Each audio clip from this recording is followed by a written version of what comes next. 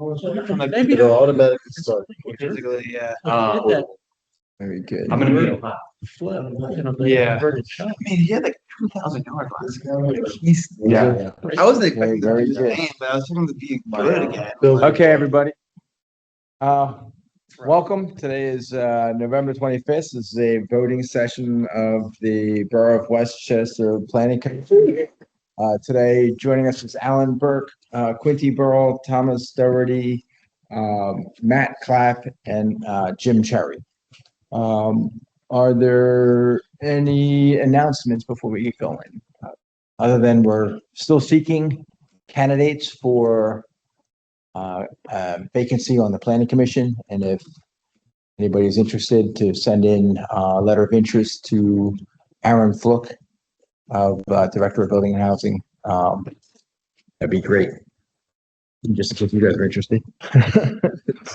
So, any announcements, Aaron? We came last week up with the schedule for the planning commission would be the first and second Monday of the month. In September, it will be changing because Labor Day is the 7th. So it would just have everything put down, or it would just have everything condensed down into one. Voting session and work session would be one at that for that month because of the holiday being on one of the days.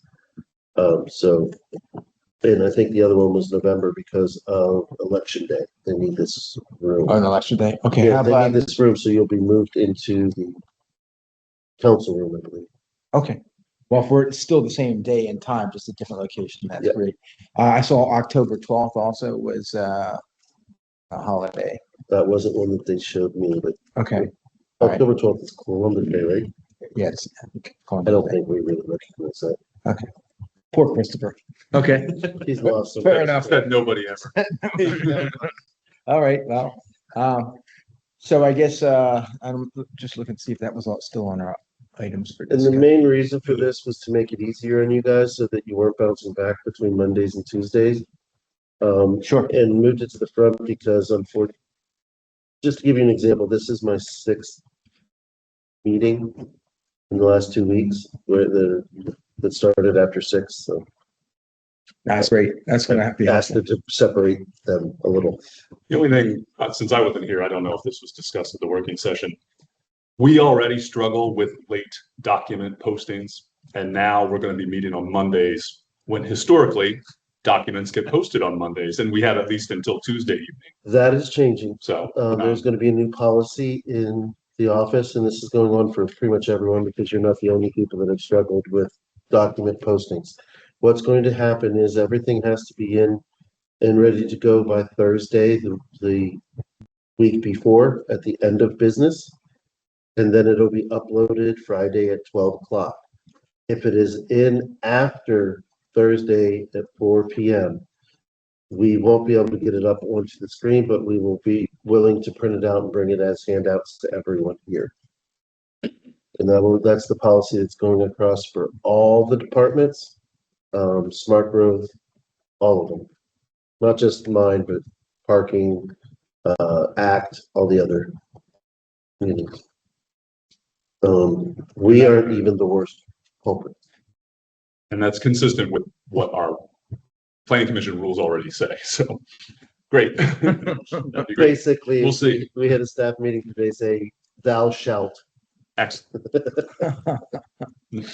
Okay, are there any? Could I just add to that? Absolutely. It's always my plea to have us in January, take a look at our procedures. This is outlined in the procedures, so it's sort of just as an early door opening to get us to kind of look at that and then maybe review the entire document in January. I'm not suggesting we need to do it any sooner, just thought I'd bring it up while this is under discussion. Sure. You like that on the agenda? No. We'll put it on the. Oh, do I want it on the Put it on agenda? January. I said, was it? No, I say, would you like me? to We'd do like it on the agenda. I would like it on the agenda in January. Certainly, I'll get that. And we'll need to taken care of. update them regardless for the Right. change in our days of meeting. Just to So, change Tuesday. Exactly. Yeah. That's what I'm saying. Yeah. Yep. Okay. Quinty or Thomas, any announcements before I move on to citizens' comments? Anybody here? Lisa, anything? Okay, very good. Seeing none. Reports. Zoning hearing board met yesterday to discuss 304 West Lafayette Street, seeking relief from setback requirements for parking spaces. What this is in regards to is the only place for them to park is on Ebbs Alley. And in that location, their yard is only 20 feet, 25 foot wide. And the zoning requires you to have a 5-foot setback from any property line, which means they would have had to park perpendicular, or excuse me, parallel to the property, which would have taken up 75% of their yard and would have been very difficult as they have a 2.5-foot rise from the alley to their lot. So they would have to excavate a fairly decent amount of space. Everyone else in that alley has either not gone through zoning or has just decided to park the way they want to park. So they park parallel there anyhow. And what they've done is they have given them the relief that will allow them to create an off-street parking and allow them to put a EV charger for an electric truck that they're getting. And it still will sit about 2 feet off of the alleyway so that there won't be any restriction into the alley. And that was the only thing. The only other thing about that is there is another continuance for the 436 North. I want to say North Church. I might be wrong on that, but I think it's North Church, which has to do with a subdivision and a building of a additional property or additional ADU on the property, but without it being an ADU, it's going to be two separate properties with a single family home.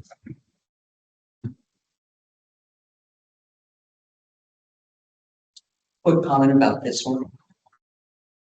So we will have 2 feet of, I go down this at least once a day. And you can tell by this van, if you keep going right there, they park right on the, and it's the same thing on the other side sometimes. So there is like virtually no clearance on some of these. Maybe you can see that. Kind of pinches down. So, we do say we're gonna have 2 See feet. that white one right there? Yeah, They're estimating about 2 feet. See how they're still out the alley, but they have the room on the other side to actually Yeah. move in. They're going to be set back a little further than that, is for what we're being told, and that will give us about 2 feet off of the alley, so that they're not sticking or restricting because there are people across from them that actually yeah, back out onto the alley. yeah. So they're setting back a little bit further Okay. than what that white car would be. They're all gonna have to put a chart. Yes, We shall see. And that charging station is within that 10 feet or so? yeah. Okay. See how that small wall is right there? Yep. Yes. They're gonna have another one that's a little bit higher that will have the charging station built into it and secured so that Okay. it's a private. In that same location or on the same? Where that one wall was, it's gonna be on the opposite side of it. Okay, so that wall is staying or another one? That's gonna be constructed right removed. here? Okay, And then that way they can pull in. okay. But there's gonna be a retaining wall along the back installed and they're gonna do a little bit of excavating, but not a lot. All right. Is this worth, anytime that we see something that, let's say a whole block is in a grandfathered status where like you go, the rules say one thing and then you go down these alleys and it's not that. I guess I Wild kind of West. just make a mental note of, I wonder if down the road, whatever that ordinance is should be tweaked so that not everybody's in Some of them violation. should exactly grandfather, they've been growing by the. I don't wanna accuse anybody, but a lot of these weren't grandfather just appeared one day without asking permission. So I don't know. That might be something, and it's always something, I will let you know from a zoning standpoint, which this would be under. I try to review every zoning ordinance once every 3 years at a minimum. Hmm. So far, I have. You mean done- whether or not it's effective? Whether or not there's anything coming up or not, I Yeah, just try, sure.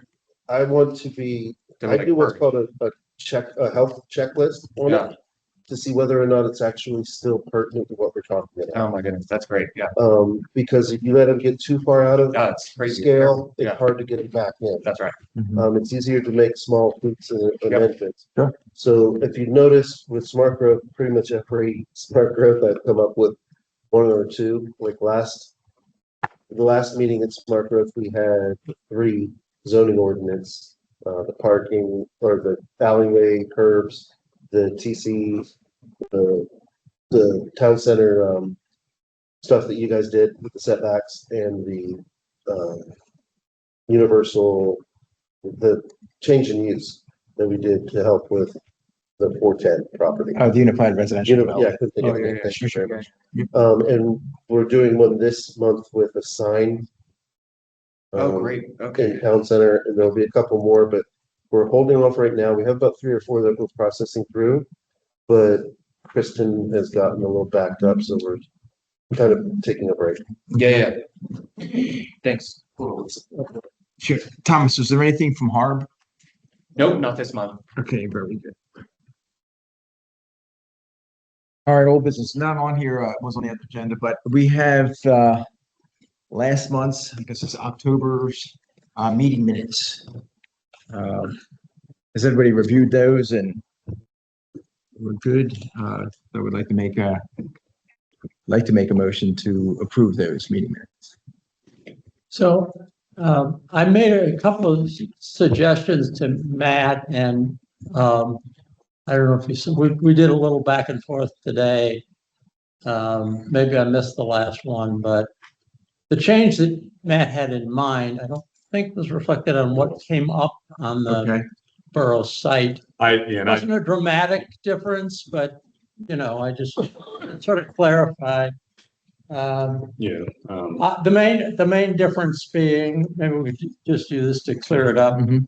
The 2018 document I was referencing was a proposed ordinance that never became. It went through over the period of the several years it was considered. It right there.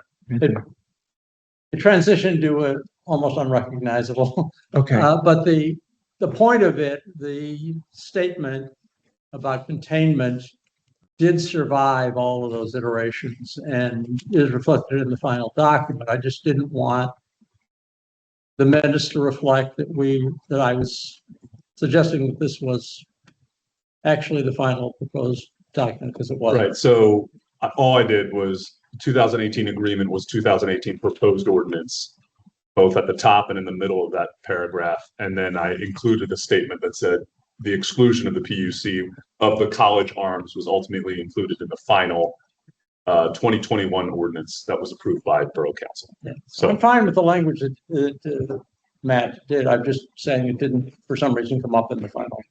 Right. Off of the- and it's because I didn't submit the revised version. I usually wait to see if I get any other comments before, because I hate version control is a pet peeve of mine. So that's why I wanted to explain. So it doesn't change the substance. It just clarifies what the 2018 and 2021 was it proposed? proposed versus final. Move to approve. Yeah, there you go. Okay, move to approve. All right. I'll second it then. Any comments? No, good. Aye. Thank you, Matt. You know, Thanks, Alan, for clarifying that. thanks, Alan, for reviewing. Thanks for reading it. Good news. Okay, You seconded that? yes.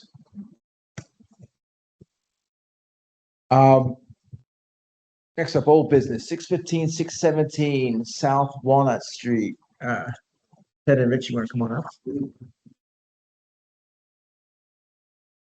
And let me just check fast here.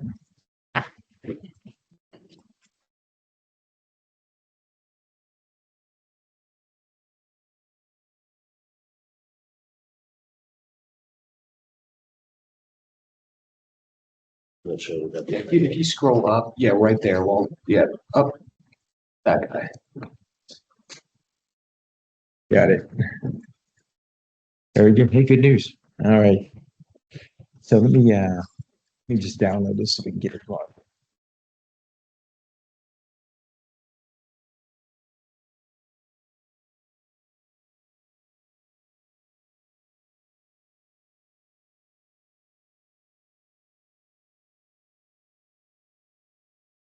Okay, so I guess we'll try to figure out how to lead this off. Thomas, do you want to give a little bit of a background and intro of Sure. And how we got where we are today? yeah, and I just want to say, sorry I didn't make last meeting. You guys are coming back. It did allow us, this is slightly different than the first time we met, this new plan. So to respond to this sketch, and I just wanted to go through this sketch with everyone today, just kind of exploring what you guys had laid out. Yeah, and I appreciate the Mondays. That'll be easier for me just to keep track of. You might have seen my email, you planning commission members. On Tuesday morning, I was finishing up this sketch, excited to talk with you all, and yeah, I missed the meeting. So if I could, I'll just scroll through, or I'll flip through these and just talk about it very briefly. One of the things that I did here, just to help myself and others, I think it's helpful to see some scale elements. And so since parking is so key, being able to illustrate, hey, what is the depth of a parking space? So we're looking at an 18 by 38 unit, and I appreciate the move to make these 18-foot wide. If we're talking about attainability, how do you get attainable? Attached housing like this. And smaller housing, right? And so the move from 4 to 5, I think, is a good for the town, for Westchester, for attainability. So 18 by 38, a typical parking spot in a 60-foot wide, at the giant grocery store, it's 18 feet of parking at the 24-foot wide lane in the 18. So if you picture like, okay, I got my 18 foot of when I pull into a parking stall. So you have just enough, you're going to be back to back. One of the things we had talked about was maybe recessing that garage door a little bit. And we had looked at that precedent on Market Street. And, with both of those cars inside of the building, unless you make that building bigger, which we're fighting with that whole attainability aspect, I think that we should maybe consider the option of keeping one of those vehicles outside. There's another reason why. So I just kind of bullet pointed these. Obviously, the existing, so reading the plan, the existing buildings are in gray. You see I've kind of like dimmed out the rest of that, but you see the cars have kind of added just graphically. So one of the other things that this does is when you walk upstairs, obviously in the townhouse, your landing for the second floor or for the bedrooms has to be in the middle because of the way the bedrooms work. So if we were just living, your stair could be anywhere. But because of that, your stair then has to start either the front or the back of a townhouse of this size. Because of that, when you think about, okay, well, when you go into this building, is this going to be an exterior door to an enclosed area that could have a light and then nice steps that go up? Or is it more like a basement that's there, or a garage that's there, but then you go up and then you have like an exterior door with the strip and everything like that at the top of your stair right before you get to your unit, right? So in some sense, I think that as a town, we want to present up front at the ground level, and without a little bit of a landing, a little bit of a foyer, a welcoming place, it's kind of a missed opportunity. So I'm just highlighting those two things, right? Because of the where these are, since they take up that whole room, your stair is now going to be relegated an 18-foot wide space to this little area right here, and you only get this tiny little foyer if you even get that. So there's no real landing area in this layout, and like I said, we can't recess the garage. So then, another iteration. So I'm just sketching out a ground floor of that same footprint that they're dealing with, and thinking about the precedent that you guys showed on Market, I think that's both successful. You get that the door inside a little bit, you can stand there under cover, grab your keys, you can have a little bit of a light here. It gives us a little bit of a transitional space, and it gives you this much wider area up front here if you wanted for a true foyer, right? You could walk in, this could be a pleasant space, and you could have, all this is rude, but this is outside of the realm of zoning, but I'm just showing, if you were to have a little bit of a front door onto the common rural of Westchester, you'd need a little bit of that. So maybe pull these buildings forward. If you go up actually a second, the other thing I think that you see, that's a picture of the site right now. And I think generally we want to pull those buildings closer to the street, but this alley is quite narrow already. And you see the context, I think it might be a good thing to consider backing those buildings up actually just a little bit to allow for more landscaping on the alley itself. You scroll down. And so you start to see that in this sketch where you can imagine, each unit has that recessed garage door. So the front of the building would really feel like it's here, right? So the second floor would be out in this plane, but like the Market Street, you have this recessed opening of the garage door, but then you have this brick arched opening, a framed opening here, and then a man door that's also recessed. You can get those, lights there or whatever. And then you get this you have this opportunity now for more room, for more breathing and landscaping. And I think one of the things that can do is that can start to create a little bit of its own courtyard here, which has room for a parking spot, but it could also just be this courtyard experience for the street. So my notes were garage door is recessed, it's pulled back from the alley, allowing lots. How far back would you be pulling back from the alley, and what would be the rear setback on there? So I would think that that's like front, side, rear. So I kept the rear setback at 20, which is toward Mechanics Alley. But right now I've been considering top and bottom, north, south, which is, north is up in this plan, as side yard. I'm not sure what that would be. It looks like it would be around 20, probably a little bit less, maybe. Because on that other side, they have a parking lot, not an alley. So if they're facing on the front street of the alley, that's going to be the street that they're facing. So the rear would be towards that parking lot on the. I guess I would think of it as front, rear, side is a lot thing. So from a lot point of view, the front is Walnut, the rear is Mechanics Alley, and then we have side. That's at least how I'm considering it with this plan. So maybe that's a mistaken way to look at it, but No, just for the, we just would have to come up with we'd have to look at the definition to make sure that that's correct. okay, It's a possibility, very close, Okay. very good possibility.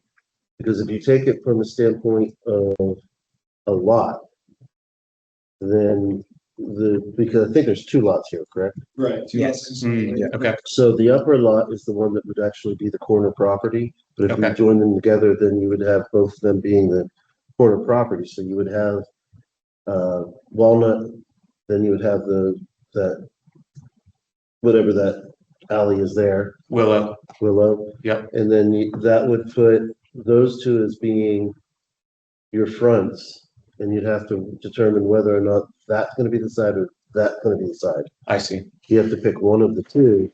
That one being on an alley, normally I would go with the one behind being the side yard. But I can see where you'd have to figure that out from the standpoint, you guys would have to make a determination on it. that makes sense. Well, for the sake of just, For this point, I Yeah. apologize for. No, cold that's, water on the point. I just want to make sure we are clear on that so that if we can get that out of the way, then that's probably your biggest hindrance for what you're Sure. asking to do. that makes sense.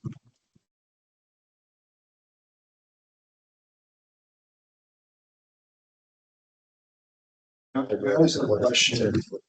The code reads for many of these, existing adjacent, and then we'll have a minimum. The existing adjacent was always confusing me. Is it existing on your property or is it your neighbor being the adjacent one that's existing for your side yard? I have always gone off from zoning as off the block face. Now, the other issue is that you have, and this is one of the things I want to come up, talk to you guys about this before I even knew you guys were going to be here, is whether or not those 4 parking spots are even required, because those are for the pre-existing non-conforming buildings that are there. Do you consider the development to include them, or do you consider the development only to be on the new addition? Right, Because quite honestly, you already have a non-conformity. Right. For those 2 buildings, they're pre-existing, so do you actually have to have those 4 parking spaces? right. I would imagine the developers would want them either way. Because you could, But if that's the yeah. case, if you're not requiring all four, you could move it down to two. Sure. Because the front buildings would have already because they're non-conforming, are allowed to have on-street parking. Right. And that makes sense. That makes sense. And there's plenty of room for all of it. So I'm just gonna keep, I think I have 2 more slides. So, okay, so I read that, creates living space adjacent to the green. You can kind of see, and I'll illustrate those, the kind of marker orange in a second, but you start to create, this kind of, first floor foyer, which opens onto a green, which might look narrow, and it probably isn't quite 20 feet at the moment, but I think would feel like a really wonderful space if landscaped well and formed well. Next. Okay, so this is kind of explaining this desire or suggestion to perhaps lean into the landscaping along the alley. So I'm looking at your existing condition in the top left, and then here's a development where the approach is, we want to be able to pull, this is a similar condition, it's alley loaded, so these buildings front onto this alley, and they actually have a similar, it's a patio space on the other side of this building, but this is their one street access, right, for the buildings in the bottom right. And they're pulling that building away from the alley to give a little bit of breathing room, but really to allow the landscaping to come forward. And so they're putting that one parking spot in front of the garage door and pushing that garage door a little bit further away from the pedestrian realm. And I think that in this case, especially given that your neighbor, turning radius is also going to be a problem, right? That front end parking, allowing your garage door to be pushed in a little bit is going to improve your backing out turning radius getting onto the alley here. And I think just giving a little bit more breathing room to the neighbors who are parking right there on the edge of that alley. Next. And I think this is in a lot of ways, this image right here, so the goal, and I think the primary goal, from a planning commission point of view, in my mind, is really we're trying to form the space of Walnut Street, form the space of Willow Alley, form the space of Mechanics Alley, these public realms, and then from your point of view, create interior corners. And so you're seeing a slightly different layout with the parking adjacent to your existing structures. You had talked about creating a parking enclosure. I think that could be really valuable. I think the next slide looks at it, so we'll talk about it in a second. But I think one of the things that you're going to learn to study is what are you doing on Walnut Street? That's your most important job in my life. The neighboring building is this way by 10. Your neighboring building over here is this way by like 5 feet. It lines up with your porch. And the chain link fence that's currently here lines up with the front of this porch. So where's that front line, and then how do you hold that street? And you've got such a great, beautiful example just 2 blocks north of you, right? And there's, see how it comes up at the corner like that and then kind of swoops back down. Been there for a long time. Jim said something the other day. What did you say? Something about we're building the kind of a Forever. yeah, right. So I'm thinking like, what's the forever building here? The forever wall, this forever, like you're forming Walnut Street. How are you doing this in this kind of forever manner? And I think that this speaks to that here. And I think you could have this little moment here, right? You have to store trash cans out of you. That's an important thing. We're trying to set that out in the borough. Where are trash cans for these two now? It's really great to have these kind of service walls. You can have a little roof off the back of a brick wall. So let's say this is a brick wall forming Walnut Street. Beautiful. Great example right here. Come up, you have this detail along the top, and it's tall enough. You have a little bit of a wall back here. Maybe you can put trash cans of things in that enclosure for each unit. You have perhaps your parking spots, and this is just a rough sketch, but some lovely landscaping and entrance over here. And then so that when you see too many parking spots together, it starts to feel like a parking lot. Maybe you put 2 parking spots for these units here, and to Aaron's point, maybe you don't even need more, but I would guess as developers you want more. Maybe you have 2 with your rear yard setback, which is at 20 feet from that point to here, without just following your dimensions there. So you would have room back there, maybe splitting it up a little bit. And then looking at the, some of the other great brick elements from around town. This is I think this is a 1970s, right? This is actually a fairly recent building here. Well, what a great place to do mail. You're going to have an HOA. Mail is one of these few moments that people share. Maybe it's the celebration like they have here as an entrance. Maybe you put that here right on your green. Maybe this is the green here.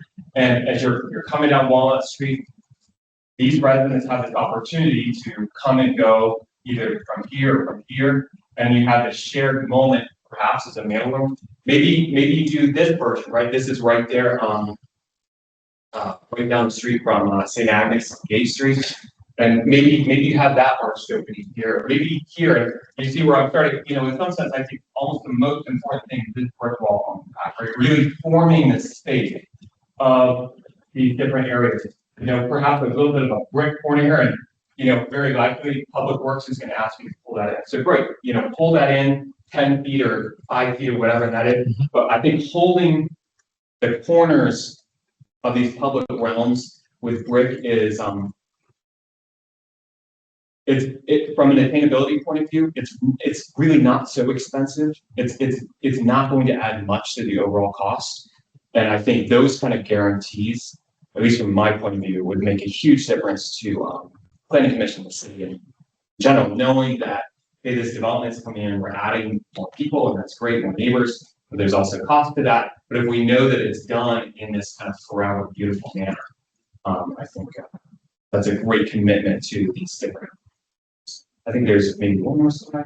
So this was just a reminder, like, when you present this, I should have probably done this, I didn't take the time to do it, but what I would love to see is, you know, this is Walnut Street going down. This is in some sense, I think, the most important thing right here. Here's your building, here's your porch, your chain link fence lines up with your porch lines up with the neighbor house over here. How are you forming Walnut Street? And have your architect, you're gonna have a picture of your existing structures. Show the buildings on either side of the alley too. So it's like building, willow alley, wall or structure, whatever you're doing, your buildings, neighbor building, so that you're encompassing your lot and the lots on the other side, and really importantly, willow alley. And even I would do the same with like the same when you turn and you're getting your face at Willow Alley, cross cut so you see the other side of Walnut. Because it will take your architect very little time, but it's really nice to see the dimension of here's the buildings you're proposing, the side of your existing buildings, that's how wide the sidewalk is. You've got this big, beautiful sycamore there, and then Walnut Street is X wide setback, neighbor buildings that. It just gives so much more to work from, and you too, I think. You know, so from all of those street facades, that's what I would recommend that we see is the whole street face. So that's it. Fantastic. Thanks. Thank you. Yeah. Do you want to add anything, Ted? I don't think there's much to add, to be honest. Okay. I mean, more seriously, thank you, Thomas, for going through that. Let me go through the- But it's work. The work that you put into this. I think this is a really exciting opportunity, and it's so unique. Because we have an opportunity with these existing buildings and to have new buildings that anchor the space really well in a courtyard that otherwise you wouldn't have without having an HOA. So Yeah, it's a yeah, really beautiful for the long term. It's a really unique opportunity. You know, as developers, we're cost conscious about everything. But UV ultimately is what we're after, because that's going to benefit everyone's going to benefit the residents, the community. It's a heavily foot trafficked area by everyone, sorts of people, myself included. And so I think these little touches, you know, the long brick wall, I think we talked about maybe, I think there needs to be something there. I should look at that. That's right. So it's very important. But there, like you hit the nail on the head, there's certain things that we can do that decided to do. You know, we have to figure out some of the nuances with setbacks and you know, what all that looks like. But I think the parking outside is an opportunity for a courtyard space that's still private, although on an alleyway. I mean, how many alleys in the road do you get people pouring out on the weekend where neighbors are spending time together? I mean, that's a really interesting opportunity.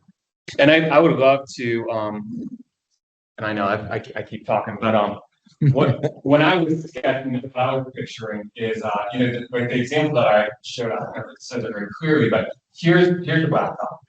But you're going to have this hard moment, and we talked about the Axis Square development.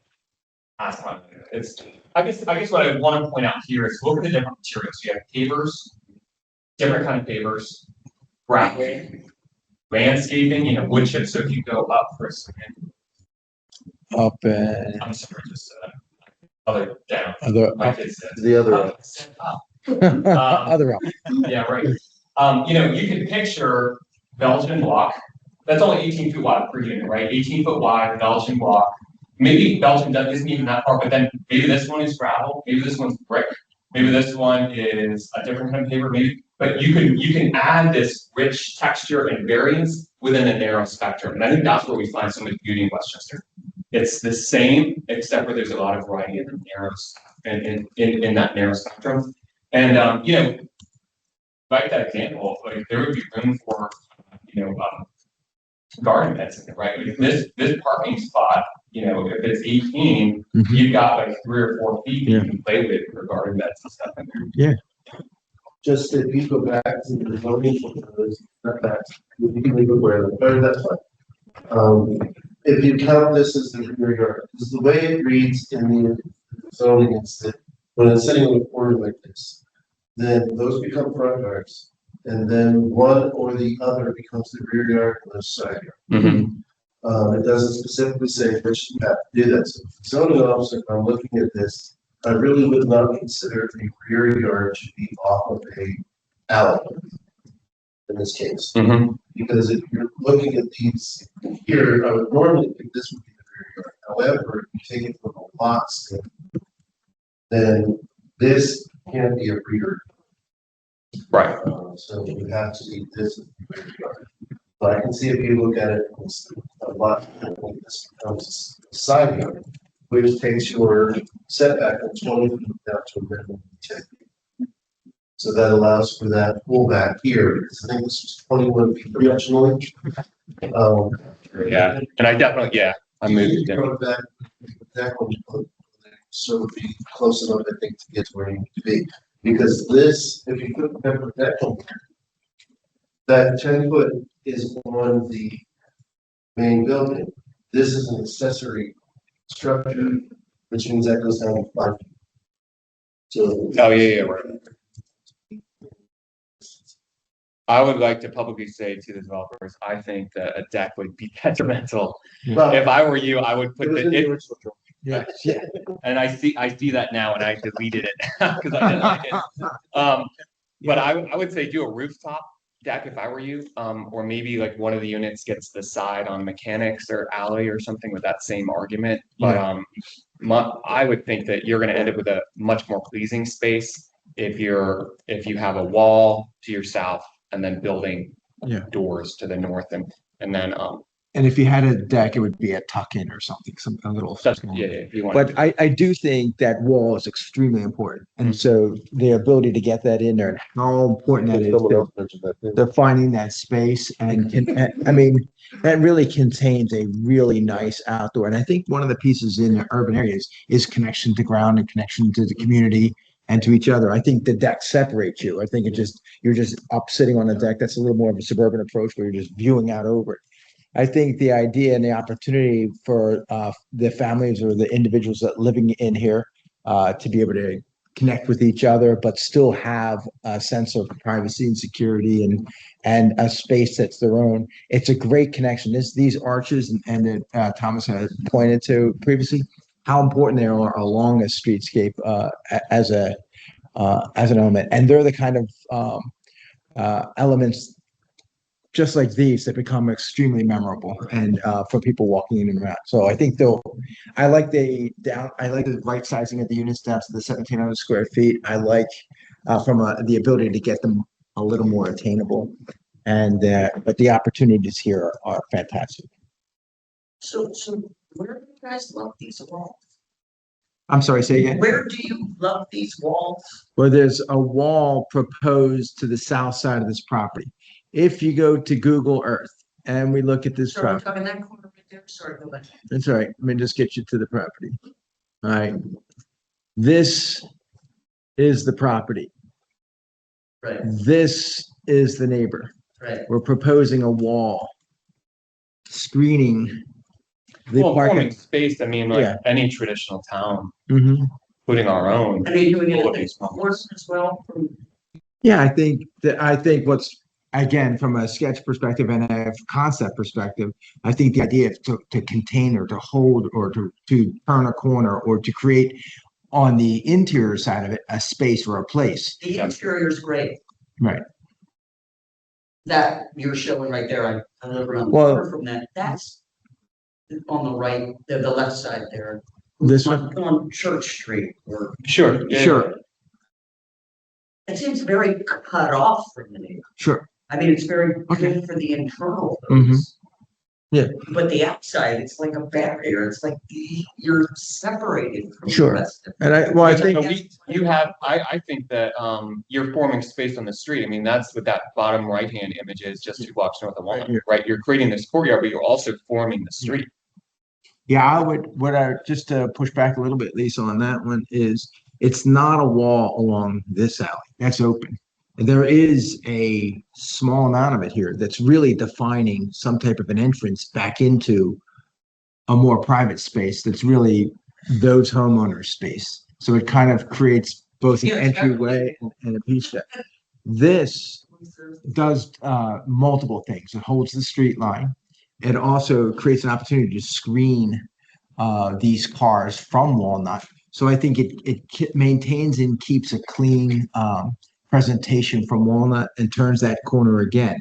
Can you go back to the picture of the site as it exists now, or maybe it was. I mean, this is Google. Right, give me the street view, the.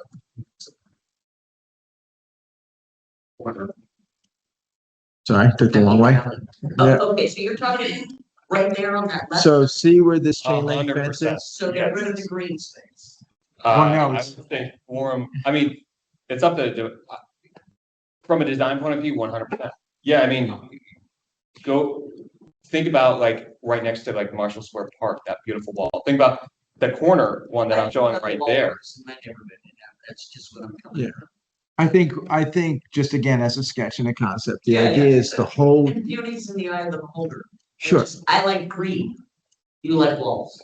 Well, I'll just again, just as a discussion point, you're really looking at sides of cars or trash cans versus, So they're not leaving it green. correct, So it's not green no matter what. right. Oh, gotcha. All right, so there's gonna be, the properties as it's being developed is gonna have some improvements on it. This is going to, I'm just gonna say, clean up the street side. But it's gonna be parking or something? Well, Or is what's it gonna be a pro- green what's- space what's for be- you guys? what's being proposed is potentially is a brick wall where the chain link fence is. I'm just gonna Right, put it right. simple. And this is gonna be more of a, just a clean landscaped walk pass through for the sidewalk. There's, what's very nice about one of the things I like is they're preserving or restoring this existing Absolutely. Love and then creating that wall there. So together, I think as part of that development, it kind of is a binding thread that runs through. So you have, Yeah, just please, it definitely creates that. sure, it has a little bit of a wall here, picks back up again here, picks back up again here. The only concern I have from zoning, from that back corner, is Sure. that you probably are gonna have to Totally. fill in a little bit. Yeah. Because you Which have makes to sense. maintain the line of Sure. sight with that. Yeah, I agree with that. And then there's a line that's right here that we can pull it back to. Yeah, It's 'cause still if you split up the retail. parking, you could even, you know, Sure. there's ways that you could do it.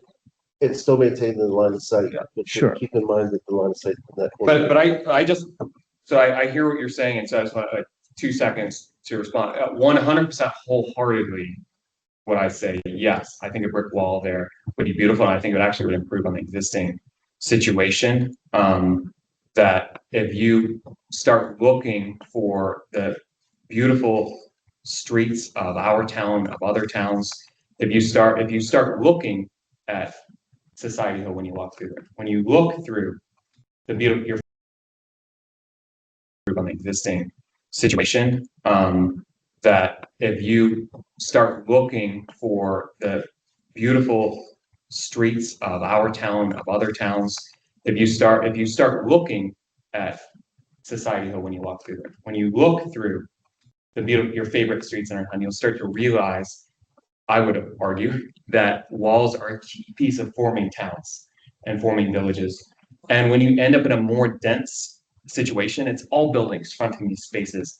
But if you end up in a place like Charleston, which is this lovely balance of like a little bit less dense, kind of like our Westchester, you'll see that the street fronts are often more wall than they are building, and it creates these really wonderful, rich spaces.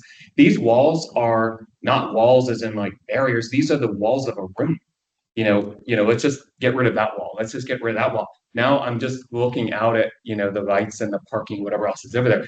It's giving shape, right? And these human scale moments. So I just want to say, I wholeheartedly think that these walls are really wonderful for the residents. I mean, I think it will also serve anybody who's living here, but I would also say it's an improvement for anyone walking past here, and that it's forming these spaces. So that's my point. In this development, one of the things that we also, one of the things that we'd like to see is stay as a, not an investor coming up and gobbling it up. And because of where it is with the amount of student housing in the area, having those walls will Yeah, that makes, yes. help deaden sound and help separate Yeah. that. I So that will make it a little bit more appealing to people to purchase as places to live instead of just to be investing in. Yeah. Yeah, I think for all those reasons, breaking down to a smaller building footprint and make these, use the word attainable. This is that. Right. The key, in my opinion, we've talked a lot about this, is going to be the landscaping and what the trees, which it's hard to tell in sketch form, they're going to anchor the spaces version. So as you're walking down, I think your view from down the one alleyway, beautiful trees anchoring each side that break up the buildings, that show your street wall as not just that, but also this beautiful feel of, as the seasons change, you got the greenery. Maybe it takes it from an open backyard and from trash to, I think that's exactly right. Yeah. Right, agreed. Otherwise it just bleeds out across into the other Right. bituminous fields out there. So Okay. could I just add? You a certainly comment? can. I mean, to the point about the wall, I think you may be just picturing a wall and grass, and I think we're Right. gonna have landscaping, and it could be very charming. I would say overall, there's maybe two kinds of development that we see. It's I meet the ordinance and this is what I'm gonna build. And then there's contributing. We see very little contributing. This is contributing. This could be so charming. What is it? It could make, just be a charm initiative for Westchester, I think, and I thank Thomas for putting his time and talent into this, because I just think this is, good luck me in a room for 3 years. I would never come up with this plan. That might just happen. He's just so Wide zoning. talented. So I think this is incredible, and I do hope you'll take advantage of that. absolutely, yeah. Yeah, it's good. Yeah, thank you. Yeah. And I appreciate the opportunity. Yeah.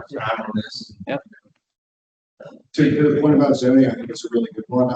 I'm sure throughout the process, there might be things where we might need a waiver or something like that, but as long as we're all working towards the same direction, I think that's the spirit. The spirit of the code is to prevent bad things and support. Yes. So far, each iteration has been less impacted by zoning. I think this is the best so far. Mhm. Just looking at it briefly, just from what I know, looking at this development, I don't think that you're gonna have much in the way of a zoning issue on any of them. That's not a guarantee. Yeah. I'll say that while I'm really being recorded, that's not a guarantee. But from a zoning position, I do like this concept a lot better. And you can still put the 4 in, but once again, remember the concern that we had about putting them along the back was that it was too far away from the houses if there was no before. Mhm. But if they're not being required for those 2 front houses, then you can have something like this where you have 2 in the back and 2 on the side. especially the space along the back there, if that's a P grab we're talking about, it's a really lovely walk to your house and then Mhm. park in the back. You know, you can drop your quick drop your groceries and surround in front of it, plenty of opportunities. Yeah.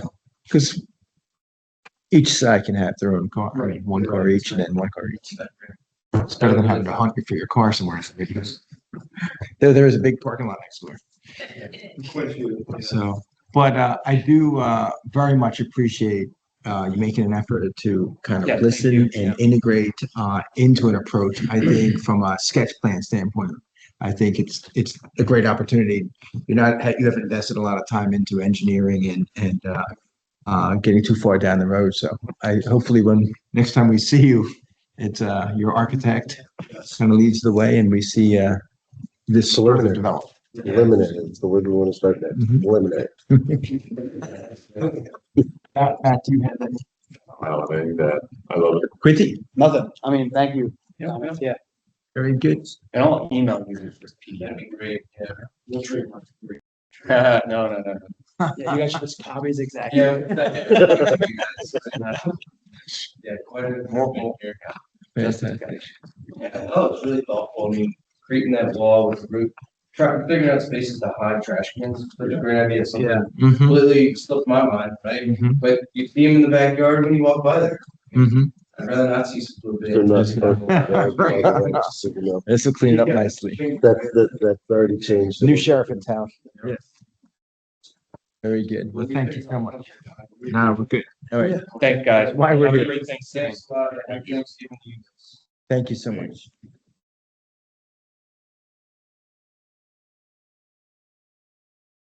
Let's see here. Where's my agenda? I lost it. Here it is.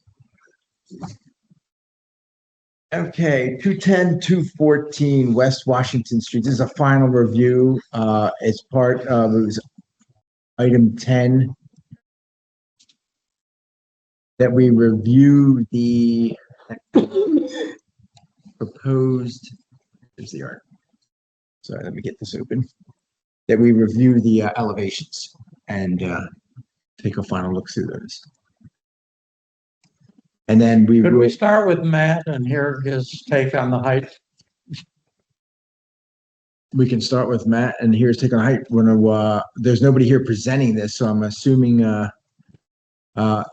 everybody's had an opportunity to review what's going on with this set of drawings, what we received. It's broken into two pieces. We've been provided the various floor plans for the townhomes that are on Washington, as well as a roof plan. Goes into some front elevation, which I'm saying is on Washington Street, as well as this is on this particular side, it's the south elevation or of the Washington Street elevations. It repeats again with the Patton Alley buildings. Alan would like to speak on, you're looking at height? You No, want I height? like He would Matt. like me to speak. Yeah, I know, I'm trying to just get the right sheet here, so. That's fine. Well, no, because scroll down, does that have the, so this is not the right file, I don't believe, for the height that actually has the calculations on it. I think it's the other one. There's another, Yeah, if you Oh, yeah, I know there's what you're two saying, I know what you're files. looking for. It's the other one. Yeah, literally, yeah. The first one or the second one? He's got it, the height. I get it. Has height in the title. Height in the title. There we So go. and I was anticipating this, Alan, so I was ready. I did my homework. The first, they didn't provide the dimensions of the pilot house on the roof, so I can't verify that it's less than 20%, but they do so if you scroll down just a little bit on that page, it has the calculations there. I'm gonna, we're gonna have to trust them, but they don't have the dimensions, the aerial dimensions of the pilot, the pilot roof area. So if it's less than 20, their calculations can move forward without that as part of the building height. The other dimension they don't provide, though, is, if you'll scroll back up a little bit, Jim, is the height of that roof wall. And I don't, it's really ridiculous that they don't provide it. It drives me crazy because it's the one that matters. So they say all their calculations are correct as far as I can tell. There's one, 3, this point, 16.47 is the patent. Now, it doesn't carry through in this table. They have it. No, stay there. Which one are they not giving you? No, they're giving it, but it's wrong. They have 415.62. It's not that, it's 416.47. It doesn't affect Yeah. the overall, it's within 0.24 feet. So it doesn't actually change the answer here. It's still compliant. The problem is I can't verify because they tell you what the average grade is, which is what they calculate down here. And then they just say 30 feet, 4 3/8, I believe, to the rooftop. And that's the height of the building. But we don't have the elevation of the rooftop or the roof wall to confirm it. So they are compliant according to what they tell us, but we don't have that elevation. So can't confirm is my answer. I'm gonna, They've been upfront and open with us all along. So I'm assuming, but on Washington, all the numbers in the table are correct, but it's much closer to that 35. So Patton Alley's fine with it. Obviously, they're almost 5 feet under the max. And Washington is much closer. So They've given you a specific number, correct? yes, it's on there. Yeah. Because Yeah. what we can do at that point, once they turn in the building plans, if that number is not exactly the same, then we can make them alter that Okay. at that point, because it doesn't match the approved final plans. when I looked at these earlier, and I was trying to piece together the missing dimensions here. And there's a couple of pieces here. They did correctly identify the average grade plane. They did provide the height to the roof deck. Yeah. That is shown on this one as like 27 feet roughly. All right. Mhm. They also have another height that goes to the top of the parapet. It looks like they're using that as their guardrail, as their so it's 42 inches above the finished floor Of the roof as deck, of the Where- roof deck. So it would say, 42 inches above that. Okay. I did not see that.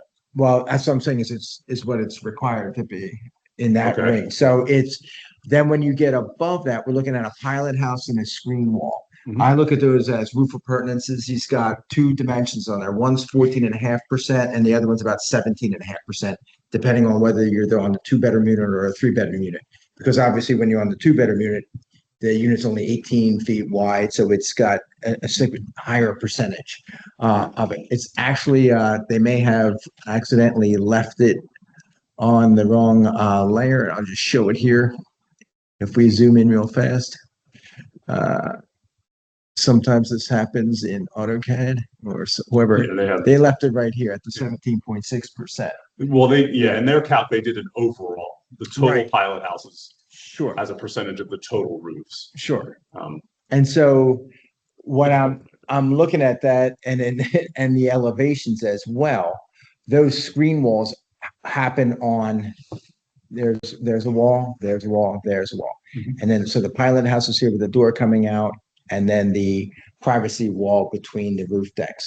So to me I don't have any problem relative to what they viewed, called or defined as appurtenances. It's less than a 20%. If you go down to Philadelphia, or you look in Philly, YIMBY as a publication that comes out every day with the different townhomes that go up every time someone files an application. This type of an approach is very, very typical and common. When I look at our heights and our allowances for chimneys, steeples, parapets, we don't necessarily name pilot house specifically, but it is Pilot It house is would just be, that. to be quite honest with you, from a zoning standpoint, when I look at this, I consider this to be equal to an elevator house, like an overall. pilot house. So I joined, because they're access Mhm. points, so I consider them to be the same. Mhm. Maybe that's right. Can you say it again? I didn't quite follow you. I look at this as if you were having a elevator going up and you put the mechanical room or the Yeah. receiving. I can't- carrier yeah, on yeah. that floor. That's what, that other one. I consider them the same thing, it's just because they're both for access Yeah. or accessibility and egress. Yeah. The pilot house is just the ability to allow the stair. Yeah. stair to go up. So I fit them in the same thing, so you can have a little bit of freedom with that. So that's what And you're Yeah, going, yeah, they're showing. Yeah. That's. And if there are specific things you have concerns Yeah, with but like that. you can That also doesn't verify mean anything. Yeah, it's off of there. Because we But have I don't know what- to do a plan. what I need They is specifically They check get the ground floor, height, first floor. I pilot have house. this the elevation. Percentage, Yeah. pilot house, these things, and then we can have them alter their plans. Because we're looking for. Yeah, that makes I'm sense just looking for the top of this. to look at it that way. It's part of that egress situation. The highest plane or the highest average. So it's a slope. I mean, it's a stairwell. It's not even, I mean, it's conditioned space, but it's not, space. That's not how- Yeah. It's gonna be an interesting one. I think it's pushed back enough too, that this is a view that you'll never get. Yeah. That's one of the Yeah, things I was thinking. I'm not worried. When you're on the street or on the Yeah. back, given the vantage. I think the street Person will side, never actually see it unless you're in a helicopter. the street side, we're looking at a corner sign right here. Right. If you're standing down here and looking, that's so cut off, no one's gonna. Even from the other side of the street, I don't Yeah. think you'll be able to see it. I do want to point out a couple things that I thought they did a nice job on, which was that we talked about that recessed, I'm assuming the wrong drop here. We talked about recessing those garage doors and that entry. So if you look at that plan, here it is, right here. The line of the building above is this dash line. And so those are quite a bit recessed. All right, so there's walls in between them, similar to, like I'll say, just say Burger View or something. So they have the privacy between each owner. It's open on the end with just a column on the end. But I think when they did put a deck in, they tucked it in. It's a tuck-in deck, which I think is more appropriate in an urban environment, which is what we just talked about with Ted. When we get to the roof deck, it's really only that front portion of the roof deck. It has the guardrail and the screen walls here. You're entering the off of the pilot house to the store, and there's an optional wet bar in here. What I'm seeing, and I'm assuming I'm seeing, is a condensing unit. And then so this back portion is probably just roof. This is the Washington Street elevation. This is what we need to look at and decide, is this consistent with what we're looking for and appropriate?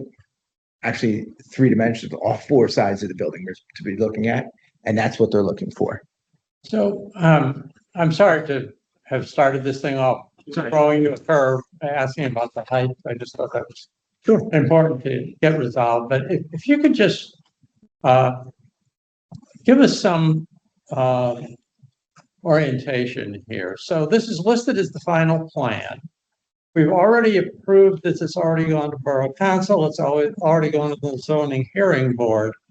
Are we seeing a final plan for the second time, or No. have we, Well, Aaron can clarify, but this is a condition that we review. This is a condition that was put on the plan review for the planning commission to review the building elevations. I see. And when I say Okay, elevations, I don't mean that's helpful. vertical. I mean, are we satisfied with this elevation? Is this what we intended when we asked them to put something quietly in there, kind of as a Westchester? Is it consistent with the borough of Westchester's from an architectural standpoint? Which I think it's great that it's coming back to us to have that. Yeah, I just wasn't sure where we were in the process. And so, What it states. So the Borough Council has approved it? What, they've approved the final plans, but part of the final plans, the 10th condition in it Okay, stated that it Got had to come back for you guys to Okay. review and make a recommendation to council that this meets what you generally requested and so forth. Alright. And that you recommend that they approve it, or if you don't recommend that they approve. it, Right. Whichever you choose. I'm not telling you what to do. They then have the opportunity to take your recommendation, either follow it through or to, either to approve or not to approve. Mhm. Or they can go off on their own, obviously, the council, they can go off on their own. But this gives you an opportunity to see whether or not the finished project's going to, the elevation which we're going to be looking at is really what Mhm. you had envisioned when you were discussing this with them through the whole other process. Yeah. Thank you for asking that question, Alan, because it was not clear to me as well what we were yeah, responsible for reviewing tonight. Well, to be Voted quite on. honest with you, Friday, I got this from Tom Esty saying this needs to go on to the agenda of the meeting. I just saw today. So. Yeah. And All right. I knew you guys were gonna ask that question, so I asked them why and what for, so. Got it. So, and I'm just gonna say from, walking this whole thing through from beginning to end, this is consistent with what we asked the developer to provide as far as language. I like it. It doesn't feel like it's trying too hard. I feel like it settles in with very simple geometries, and would be, you could. Yeah, this is better than what we wound up with. The last. And this is the Washington Street. This is the back end of, or they face each other with this type of elevation. Yeah. So how was And there's a the, side. how was the corner issue resolved, the turning radius and all that?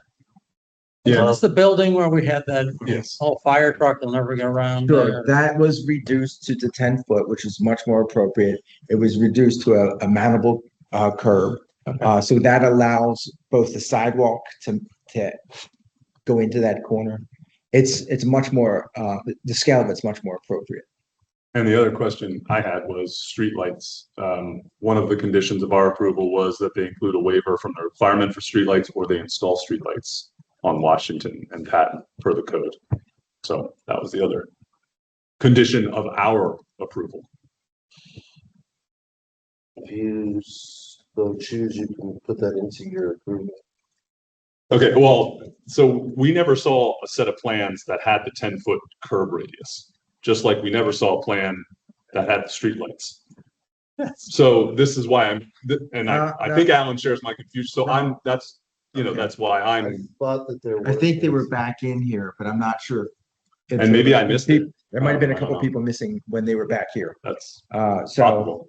I guess, But what we can do is have that, provided You or can, you reviewed. can put that into, if you do a recommendation, you write it up and say we approve it on this condition, that these conditions that we had set with the lights are met. I do know that they did send something to Panoni, because Panoni had pulled out about the setback. They had set plans showing that they had made the corrections of the setback to allow for the turning radius and for the visibility.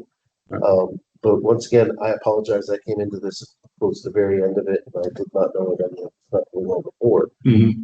I just had known by sitting in on those meetings that Panoni had gone through and checked a lot of the things that were in their comments, and they did feed that back to them. So I had assumed that had already gone through their approval. Let me ask you, is that final set, it's preliminary final, is that the most approved version of the preliminary that you have? Is that something you can send, the final? I can the most, find the most I don't know what it would the call. most current that I have and send that to you, so you can look at it. I mean, yeah, the one we reviewed was in May. That's when those were dated.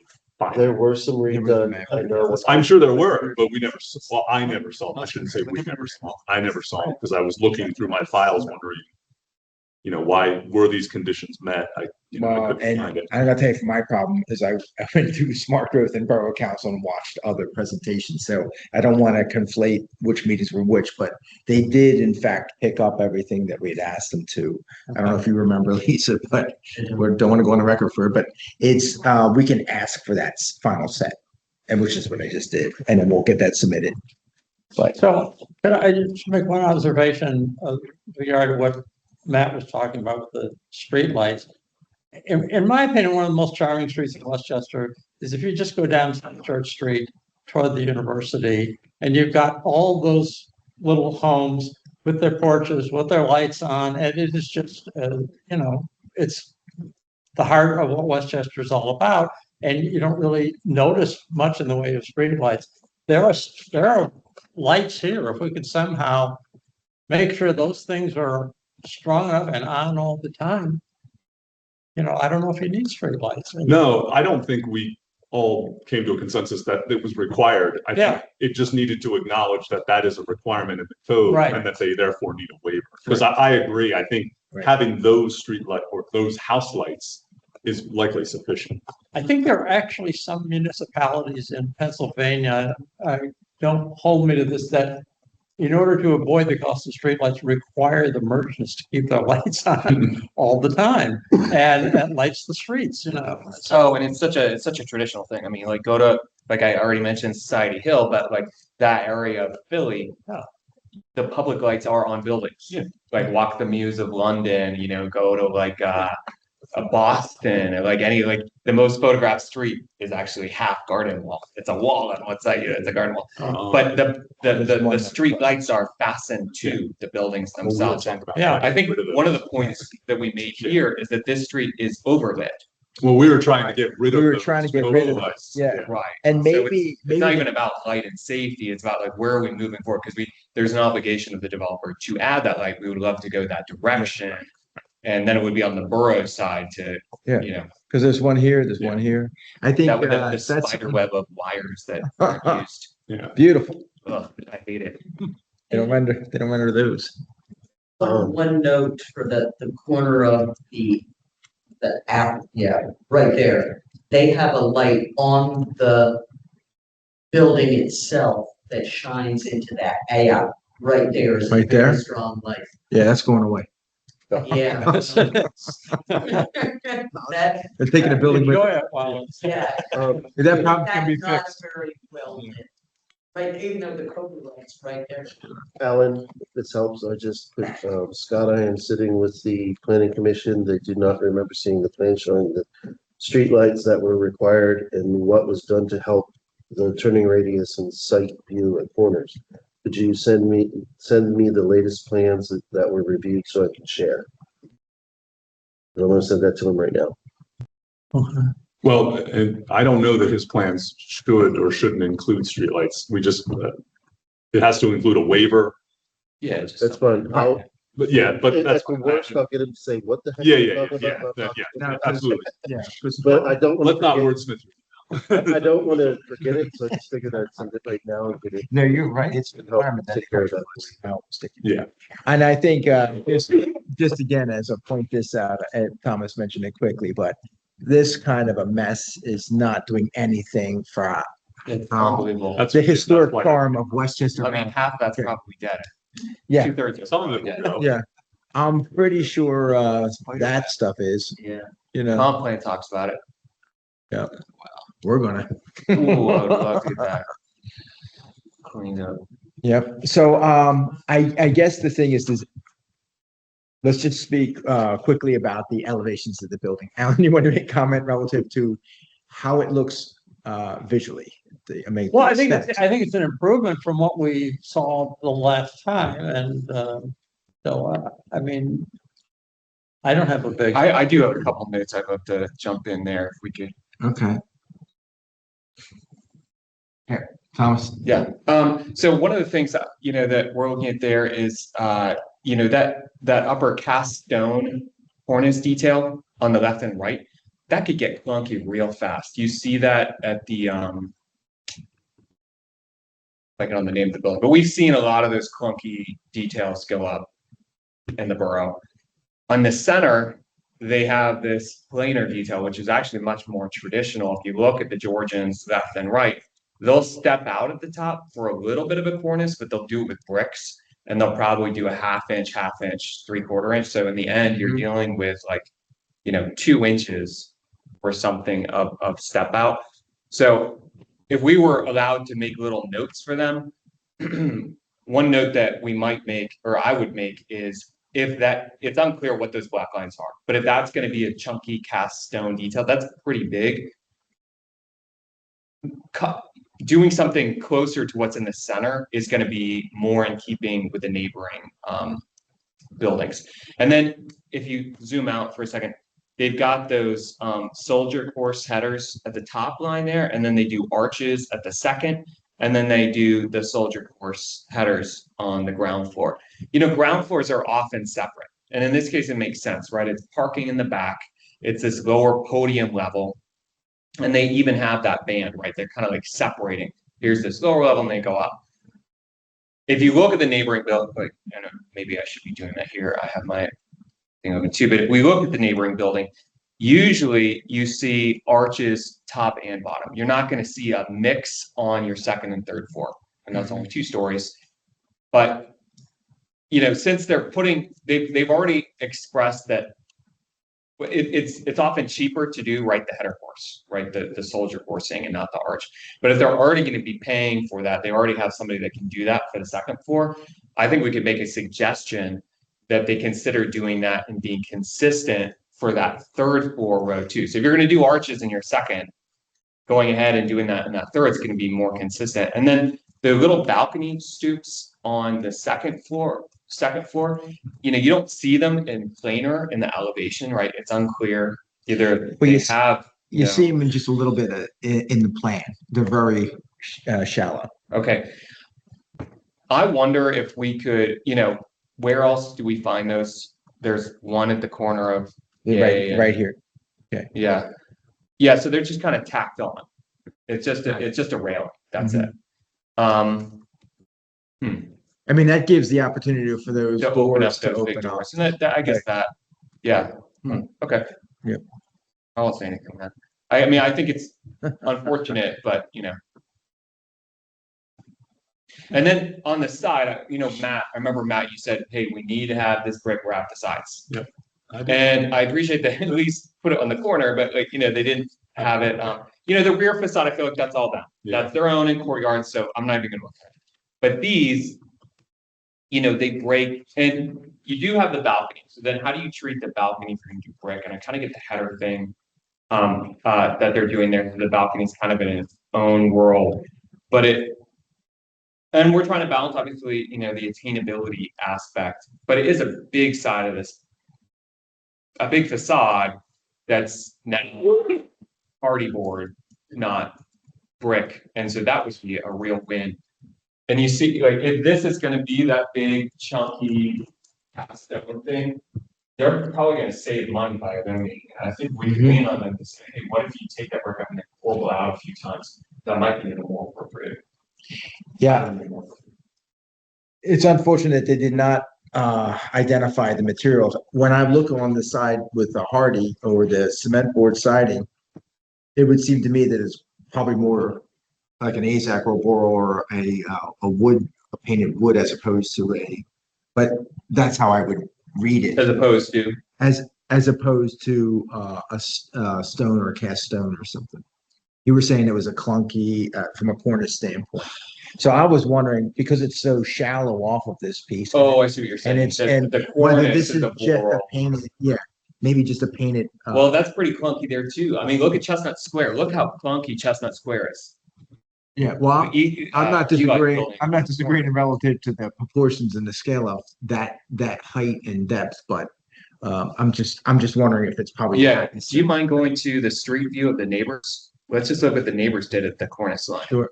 You know, they do what we see almost everywhere. They Hard to see actually past have these that little wires. bit of Yeah, wood detail in there, but they'll turn the brick Yeah. and they'll corbel. so they stepped the brick a couple of times, corbelled out here, and then some type of a wood trim. And I would say even avoid, just because it'd be easy to do the wood trim badly. Sure. And look, you know, there you go. You But have this neighbors is, like- That's this it's not is- the normal. It's yeah. not as normal.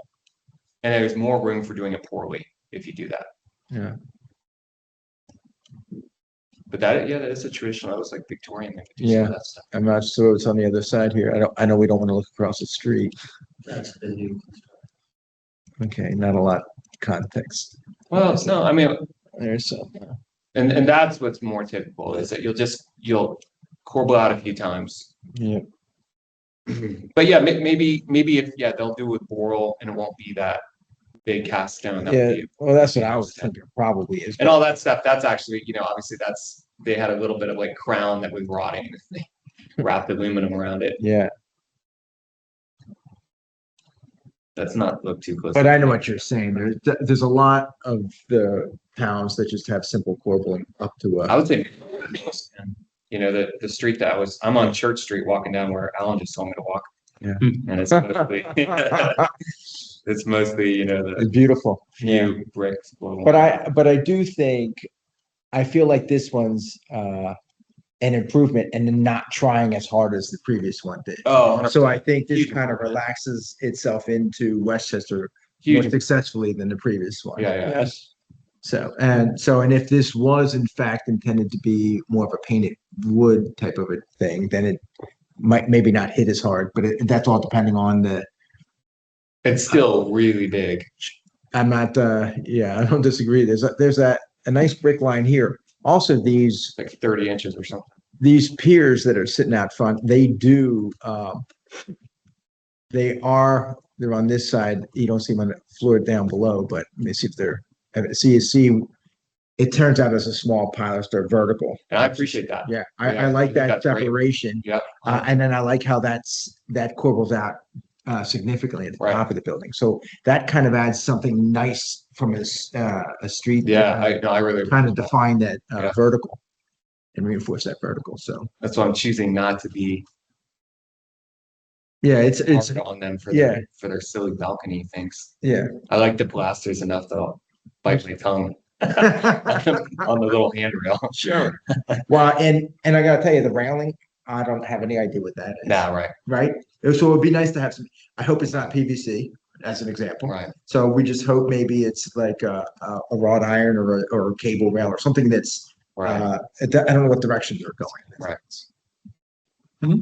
When we previously we saw dark sky exterior light fixtures that had kind of a cutoff. The rendering kind of shows a little more traditional, so I'm not necessarily sure Right. which one we're getting. But again, from a planning commission standpoint and from the intent standpoint, I think it's fair enough because Matt specifically asked for the brick wrapping.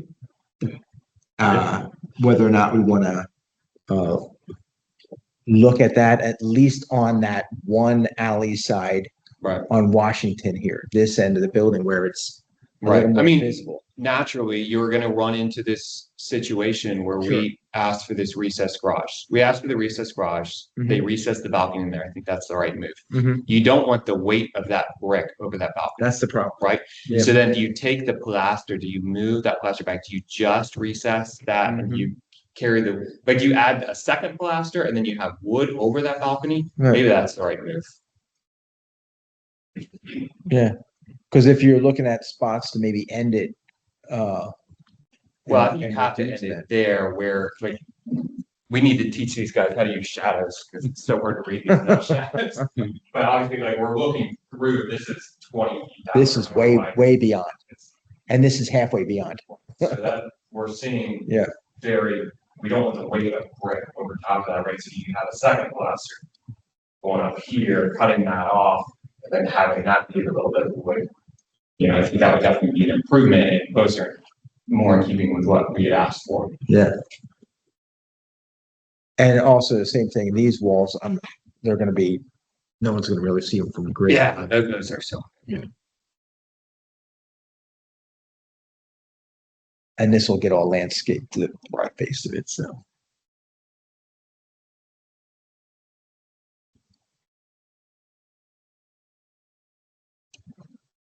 Yeah, hard to say without schedule or materials Right. that way. And that's I mean, not that, I don't think we should be doing that, but like Harb, for example, if they review something like this, they're just gonna say, Sure, okay, sure. come back when you have. Yeah. When you can actually tell us exactly how, Yeah. and we shouldn't be in that position, I don't think, but Yeah, that's just an Yeah. example of another body who would say, we can't make any judgment on this because I don't even know what I'm looking at. But it's going Fair in the enough. right direction, definitely. Yeah. Yeah, it's directionally correct. yeah, 100%. And I do think that these center units, the more narrow units, I really enjoy that proportion, the little more vertical. And their those- cornice detail is nice, going up there and having a little bit of brick, that brick just going up a little bit higher. Yeah. Much nicer that, whatever eave cornice detail they have is much narrower up there, Sure.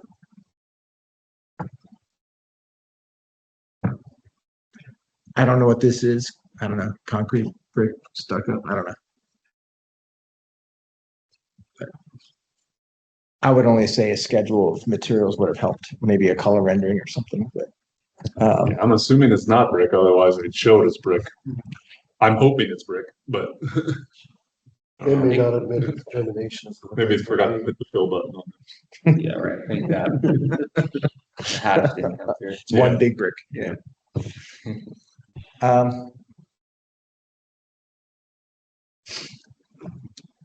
Wendy, When did we review this last? Long before me. Okay, as I thought, I had not seen this before. So. okay, fair enough. But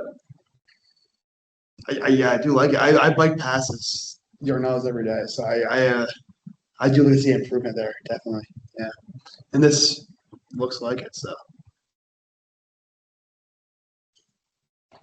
Okay, well, Aaron, let me get some direction from you. What They're requesting, timing wise and everything, what we're looking for here?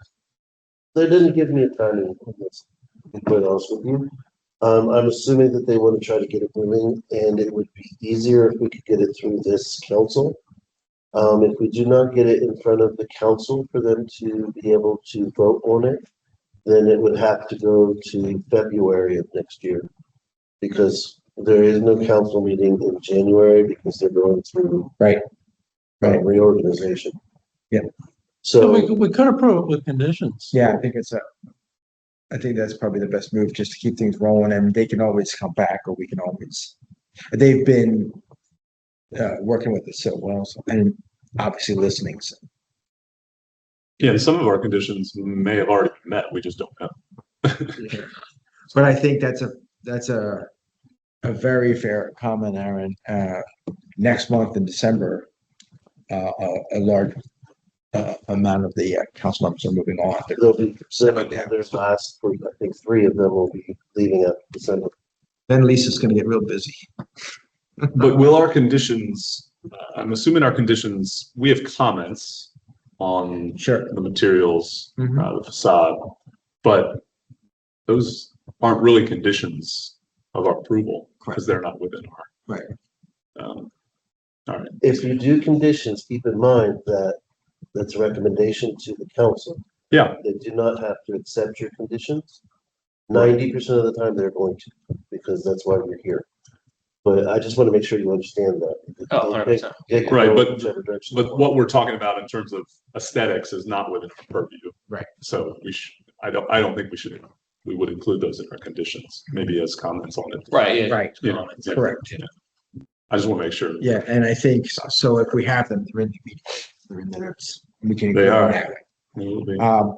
And I think what we're looking to do is make a recommendation. So how would we, You might want to ask if anyone else has any conditions that they Yeah. feel. well, I think what we want to do is maybe formulate something and see if we want to add or subtract to it. Okay. Does, when you're saying everybody, you mean public? Or No. Okay, yeah. I guess- Well, I just have one other question. And Aaron, you again might not be able to answer this, I but will try my the best. existing nonconformity of the impervious coverage, which is going to be improved but still non-conforming with the requirement. We're at 43 where the requirement is 50, whatever the numbers are. That's not listed as a waiver anywhere. That is a variance. That is a variance that has been granted. It has been granted. Okay. They have a date decision. So that, Okay. they have already taken care of that. They Good. have the documentation. for it. Okay, that's. That one I was sitting in for when you were there, yes. And maybe we talked about that at a meeting I No, wasn't at, but I it's just the didn't hear problem. official It was at word a, on that one. It was a smart growth and borough council. Okay, Right there. and yeah, I don't always get to Yeah. this, so, So cool. That's why I'm here 7 days. See you later. Well, 8. It's getting close to 8. So. I mean, I think, I'd like to make a motion that we, we're not really recommending approval as much as we're,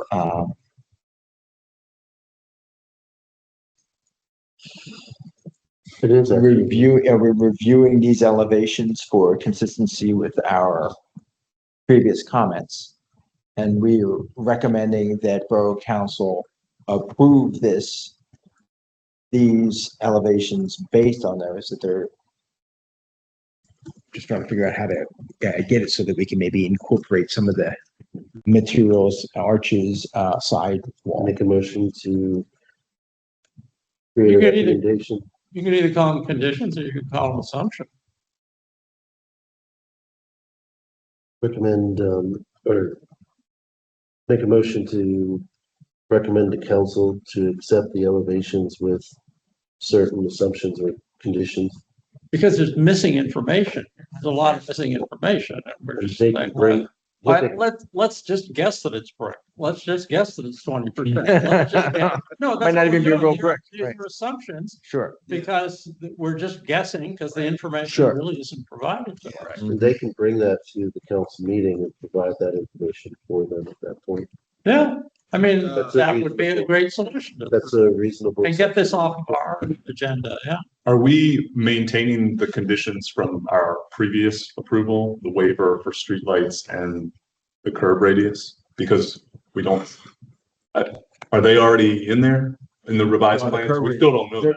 We don't know, but you can ask for that in the I conditions. think we did see the curb radius was addressed and revised. Yeah, the curb Okay, radius that was, All right, so just, I don't recall a conversation happening over the streetlights though.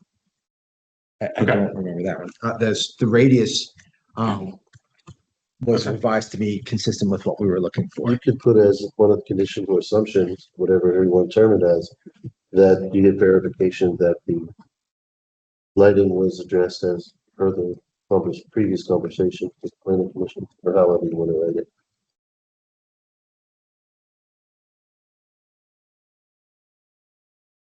and we don't. And if you want more information, like Alan said, whether the front porch is brick, this, that, and the other thing, just write them out and have a good idea of how you're gonna rate that recommendation with the, We'll recommend the council approve.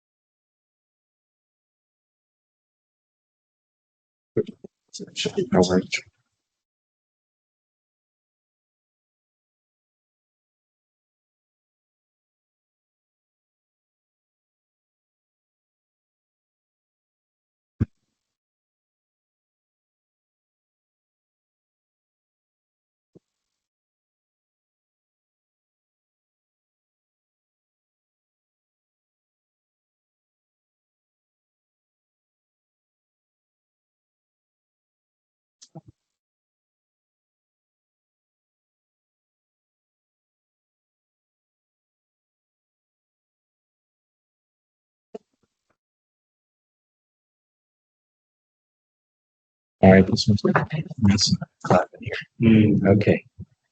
I was writing, but I got a reverse answer. Motion to recommend the council approve. Not specified, because the architecture is consistent with historic architecture style portions. Just that historic. This with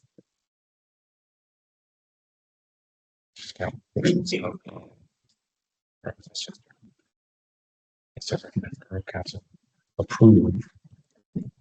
Yeah, but somehow I separated this semester out in front of it, I think so. Recommend approval. Okay, I was just starting. Okay. Move to recommend with the elevations provided based on the assumptions listed below. And And then break this. and then go through, and then condition number one is the streetlights. That's from our previous, and then we list Okay. the stuff we're looking for, Okay. or the stuff we're assuming. Yeah. From there. I don't know, maybe simplifies a Why little don't bit. we, we want to read as we go here and then, Sure, I just don't know what other assumptions we're gonna use. Jim Cherry moved to recommend approval of the elevations provided based on the assumptions listed below. Condition number one from the PC's recommendation for approval to Borough Council in May 2025 has been addressed. That's the streetlights Right. condition. And then we want to list the other assumptions, presumably, that we're making. So, well, the assumptions are the buildings are brick. There's a brick facade on the primary streets, which is consistent with what we're looking for. the overall building scale and language is consistent with the historic, the more of the historic fabric of Westchester Borough. So I would say it's consistent with what we're looking for, right? When you get into specific materials, that cornice, to write this one down, is that cornice, we're hoping it's not a big clunky stone, but it's painted wood or something small. We're asking to maybe potentially reduce that, but we're not even sure what we're coming based on that, right? Yeah. So, right? So Right. there's an assumption there. Right. And then that's hard to say, grind that down into a recommendation. So I would say it's directionally correct. That's what I would say. And it is something that we would recommend approval on. But what we would like to see is that the applicant provide the actual materials legend or samples to Borough Council just to confirm Right. what Okay, so we're that's a- seeing in yeah. black and white. That's That's an excellent, What's that? that's an excellent. Is that what the assumptions that we're seeing are in fact consistent with what we're thinking. So I think what we see here in black and white in this scale, I understand, it's directionally correct. However, if the applicant can bring to Borough Council to present those materials, which would include the brick, the shutters, the cement board siding, copings, anything that would be, and an understanding of what the cornice material for detailing is. I don't know. Funny, these, I keep looking at the soldier courses on top of the windows that are all askew. We're talking about directionally accurate, like it's heading in the right direction. I keep looking at that. Well, the Right. funny, yeah, In the 'cause- next iteration, they'll be over the window. yeah, I'm thinking that was, I was looking at those and laughing at that. Yeah. So Well, something, I think you can make an assumption that the panel material is wood, or that it's a specific material, like, On the side. yeah, on the Yeah, side, yeah. yeah. And I don't We're- think you can that we had that discussion on, they were proposing to use cement board siding. list the Right. kinds of materials you would find acceptable. That would be my suggestion. That's an assumption, that they're using one of these The materials. assumption was a cement board siding for the side and rear of the buildings. And not vinyl.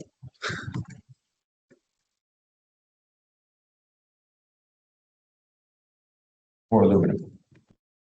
I don't know if anybody uses that anymore.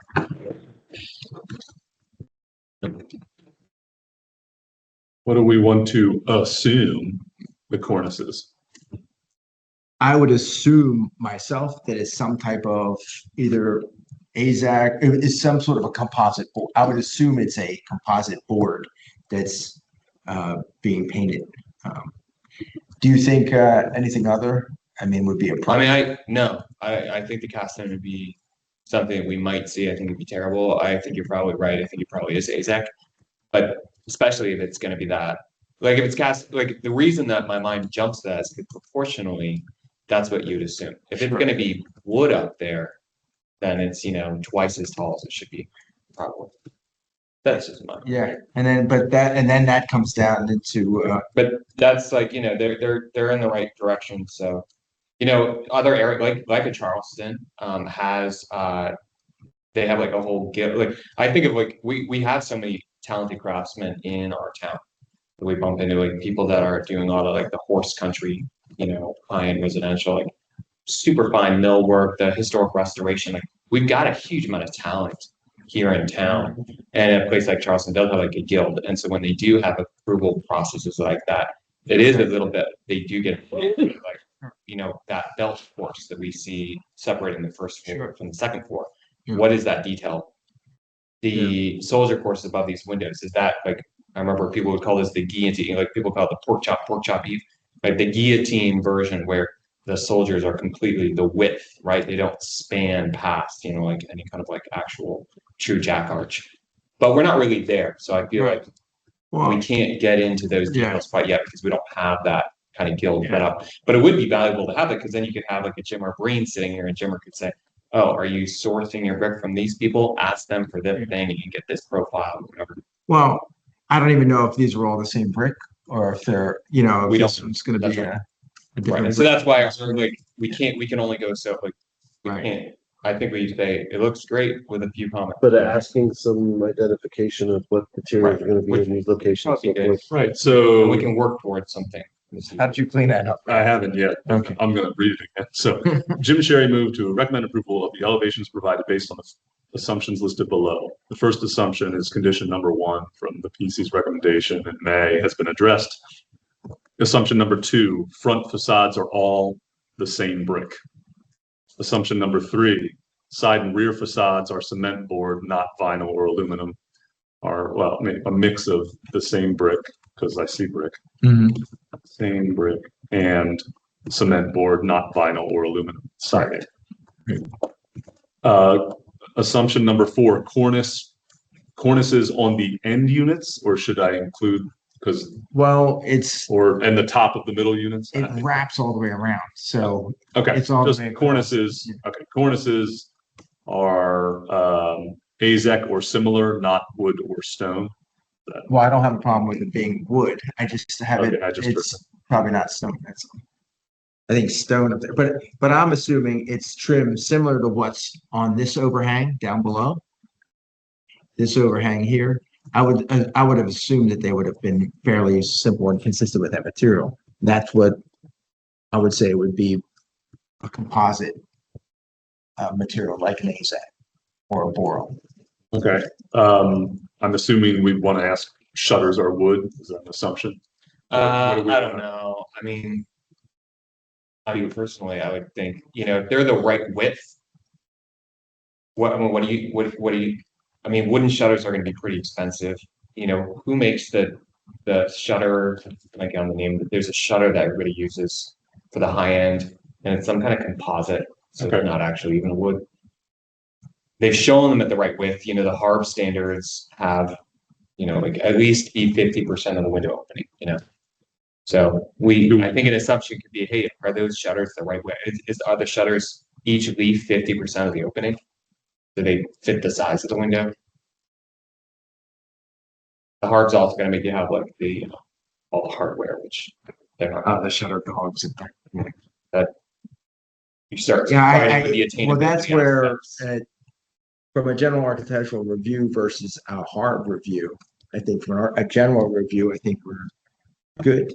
Yeah. I mean, I think, do we want to add comments regarding the head of the windows, or is that just, Maybe not. okay? You mean like the arches? You talked about the arches. I mean, that's really a 6 1 1/2 dozen. I mean, it's. Well, I mean, Somebody I think made it's value being consistent. In this Yeah. case, we're looking at the rear elevation. And it's, but on the other one, you sandwich this arch in between, Right. which, Well, you're looking at, I mean, Patton versus Patton. Washington. This is Washington here. right, so here you get like, you know, the bottom kind of makes sense with that belt course and then, but yeah, I mean, they're the developers.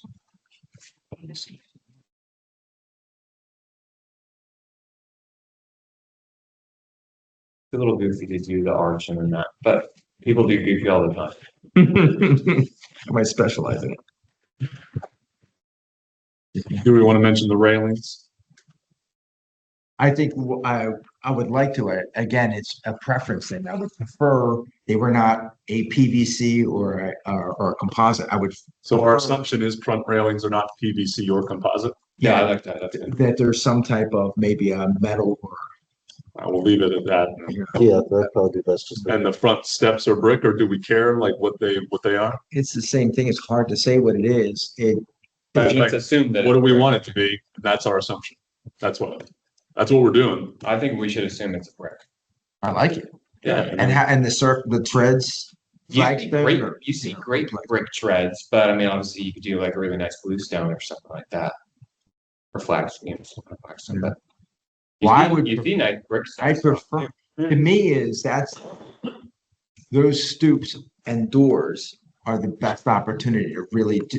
That's where I would put a good amount of dollars. 100%. Where everyone's coming That's into right. contact That's with right. it. when you're on the sidewalk and when you're walking Yeah. around them and it's I your couldn't agree. entrance. Yeah. Couldn't agree. So to me is, I would make sure to make an effort dollar wise into those front That's right. stoops That's right. and doors. Once You might add that in your note, like our assumption is that you're gonna be. You'll have nice doors. Well, just that, or our assumption is that the doors and stoop are the most important architectural Yeah. feature to the citizens. This is way more important than that. Yes. This is down at I understand. I'm just trying to figure out how to say that. how far down this rabbit hole we're going. Yeah. We're going down pretty deep. Yeah. To hear right now. I mean, this is my personal opinion. These are very specific, essentially directions. Okay. There are assumptions, what we prefer. When you start saying the front door is the most important part, I don't know That's gonna what go that very means well in for their us. heads. If they could say that, we're like, good, then whereas they have to point to the materials that they're gonna provide to prove all these other assumptions. Yeah. Well, the eye of the beholder on what's important and what's not, Well Yeah. said. so. So should we go ahead and say the assumption is it's brick stoops? So I said front stoops are brick and treads are brick or stone. Unless there's. Brick or flex, yeah, or stone, yeah. Big choice. I second the motion. I think that just from a standpoint of what you're supposed to be doing as a planning commission, that is probably the best way that you could have written it up. Okay. Because it really does give direction to them, because what I will do is send that on to council, to Smart Growth. And I'll also send that to them saying, this is your recommendation with the conditions that you have, that you need this information for that to progress further. So that way they can have some time to get that done and get on to the Smart Growth meeting in December and then possibly into the council meeting. Okay. As fast as quick. But this is one of the better things that you guys have done since I've been here. Well, Nice thank job. you for being a conduit for that, Aaron, because Nice we job. need that for people to understand what the heck we're doing. All right, so we touched on the condition, the streetlights condition, the front facades with brick, the side and rear facades, the cornices, the shutters, the front railings, and the front stoops. Are there any other comments on the rear of these units? We have the tuck under, there's a soffit under there, there's windows, soffit underneath the deck area, there's a deck material. I'm assuming that's not pressure treated wood, I'm assuming that's who knows? Procedurally, but I think we have a second already. Yeah. Yeah, we have- To me, I think this is that facade that really is so much less the purview. You know, because the facade, it's not the alley or it's not the street. Right. Yeah, I think. Not that it's not the purview, but like. We have a few comments. All right, and so we've read that as the motion. Alan seconded it. Yeah. All right. Any comments?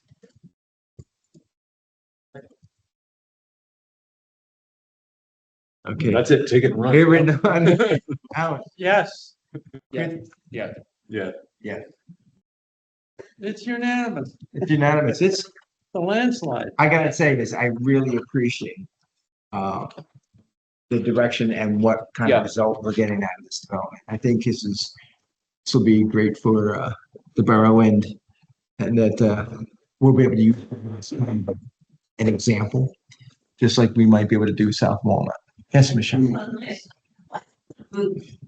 Is that where the, Other Pilot house. It's called a pilot house, but really what it is, it's a small roofed area that pops up so that you can access the roof. There's a roof deck up there. there it is. So, and then you see in their plan that they have, at the top of them, they have an optional wet bar. So they have the front part's a roof deck. There's a little bit of a wet bar.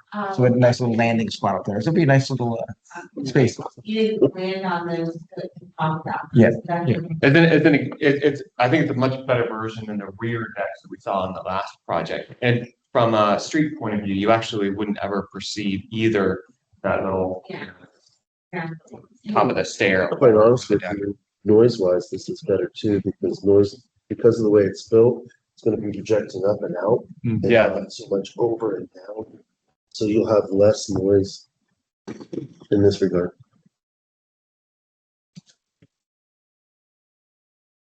Good question. All right, well, then we're moving on from that. Let me get back to my agenda here. Agenda. There you go. We already did it all. Okay, we almost did everything. I'm gonna say is a couple things, but then we're gonna move on to whole thing. The preservation ordinance, I think, the Unified Residential Development Ordinance is out for that public, It already. advertised, and so I think we're a little bit clear of that. So I think next month we'll bring that back up on the table. If we can continue that discussion. I think what's important to me is where and how that can be applied. I think what's really timely is those past two sketch plan opportunities, both on South Walnut as well as Market, I thought gave us great examples of where maybe addressing a little bit denser of a residential development can happen. So it's where it can happen is as important as what. And I think incentivizing durable, sustainable, real materials, I think it's important to me. So if we're going to allow that density, it's not so we can put in a whole lot of that's right. Disposable homes. And I think even in a situation, I love that you're saying that. And I think in a situation like this too, that we're saying, well, we don't know what we're looking at. If we craft the ordinance, we know exactly what it is because we know what's about. Yeah. We know that it's going to be durable materials. So true Yep. contributing resources. The only thing I would ask is that you think about it, because this is just something that occurred to me, is whether or not this would be better done as a use that we add to the areas you want, or would it be better as an ordinance? I'm not saying either way is right, but just in your thoughts, how they added the use in the TC district. If there is maybe better to go as a use. We talked about, yeah, okay, let's talk about, when we talk about it next month, I would love to talk with you further about that because I drafted a whole thing about that, trying to figure out, can we call this a use? Because I agree with you, I think there's a simplicity to that could be really valuable. And I apologize for throwing a monkey wrench in anything. No, I think that could be No, a really but that might good thing. be something, because then you can add it like you did with the TC, where it's not available in the entire TC district. It's only where it touches and borders NC2, or I believe NC2 and CS, or NC2, NC1, and CS, I can't remember exactly. But it might be something that would be a little bit, where you could add it with a little bit more fine touch. Yeah. That makes sense. Okay.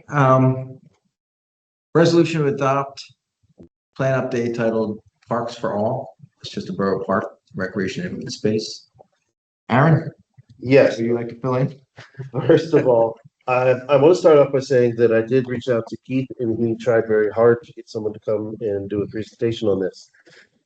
He could not because he has some family issues that are going on, and he will not be back in until early December, that are important for him to take care of.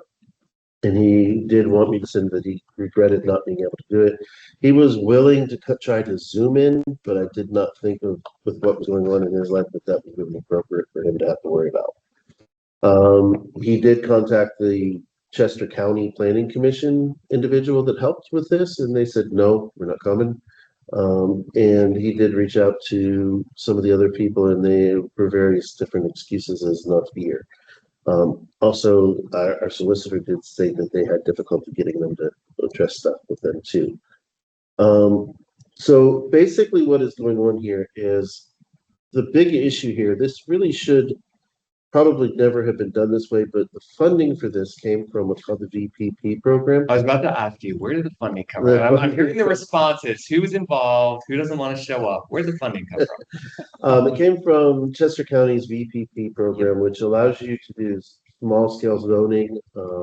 Sometimes they have two different sections. You can do a large zoning or comprehensive plan review, or you can do a small one. They have micro, there's about $3,000 in the funding. But what that allows you, like if you have something you want to do to your saldo and you need to have consultants come in and so forth, that it will help you in that regard. The way this was done, it was done as an amendment to our comprehensive plan, which is the only thing that allowed it to be qualified for the funding that they got. So we have to address it in the manner that we would deal with any kind of amendment to the comprehensive plan or to the comprehensive plan itself, which the planning commission is the basically driving force in the regards to the plan, so that anything that affects the comprehensive plan has to come before the planning commission and get approval. Or a recommendation for approval to the council, then it has to go to the council. Now, it is set for December 17th to have a public hearing and to be voted on by the council for approval. They need us to do a recommendation. However, I did speak with Kristen, our solicitor, and she said that if you feel that you need more time, that is up to you, and that's what you can do.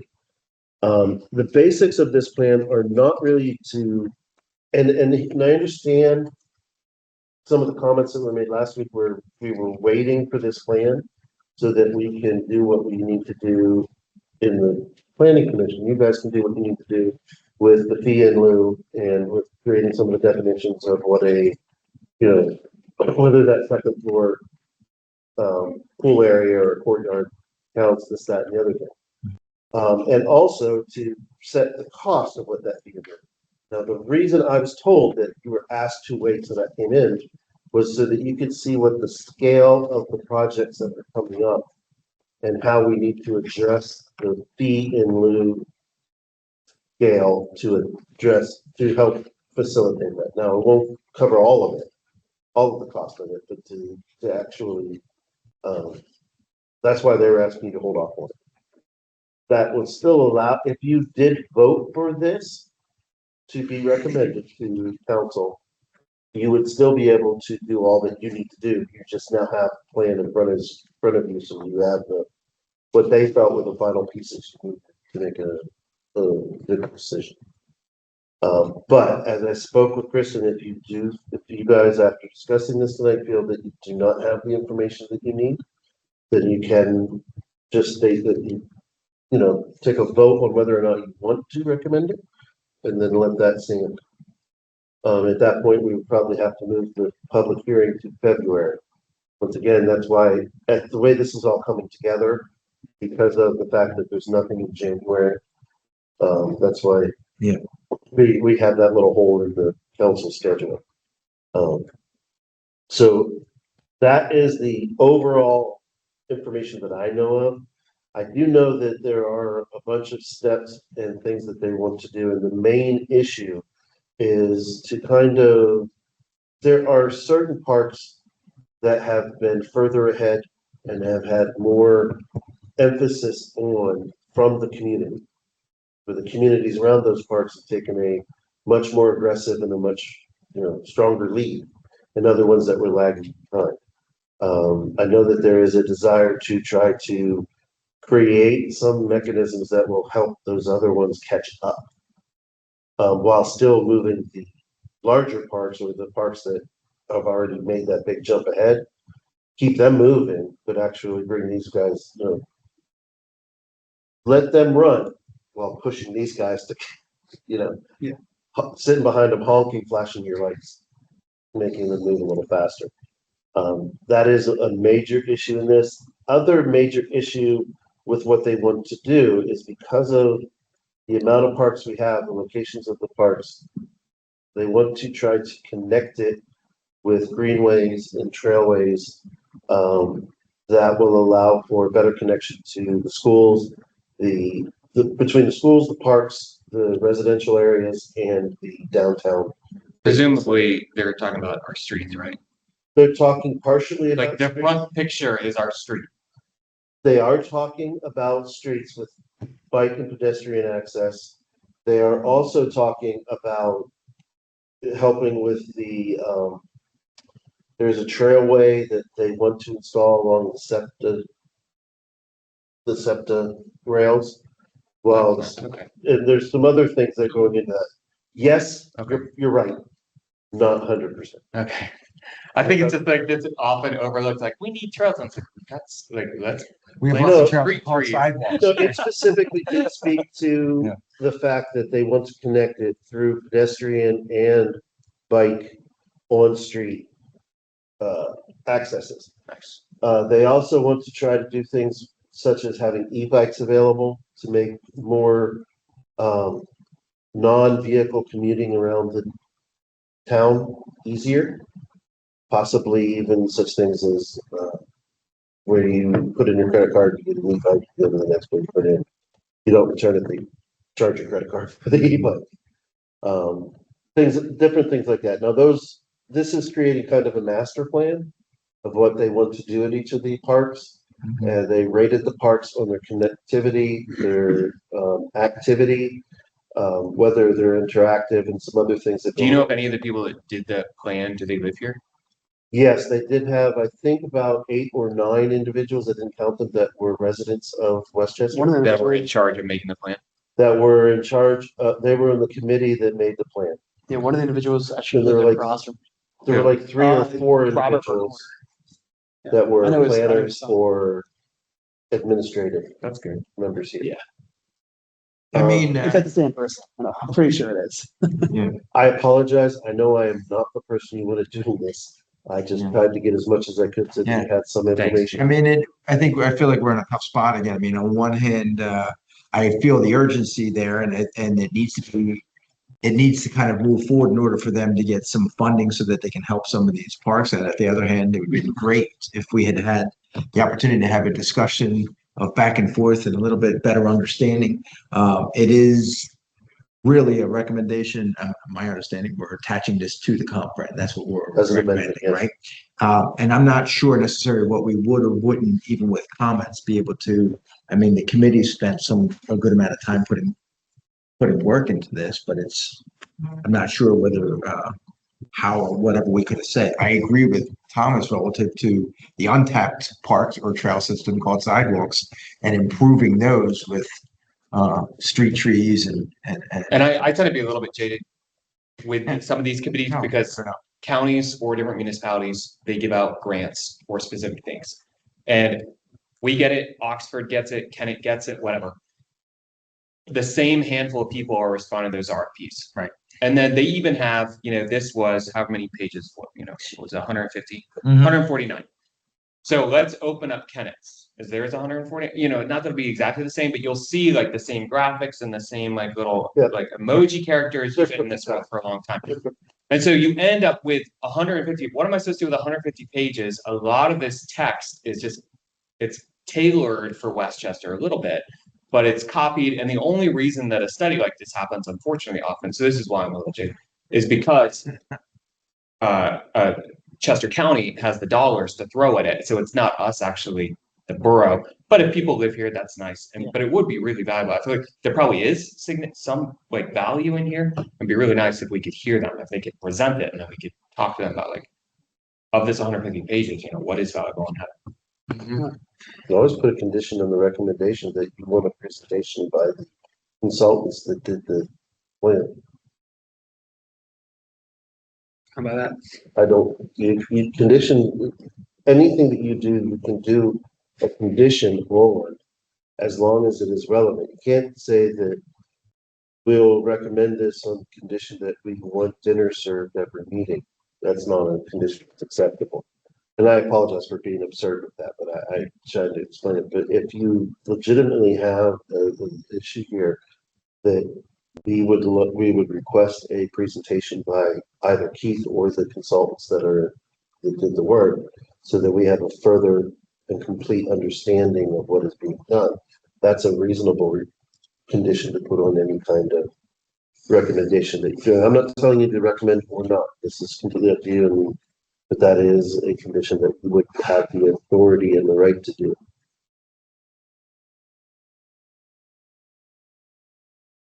Before you did any recommendation or not, I think it should be a discussion, and then you guys get to vote on whether or not you want to create a recommendation.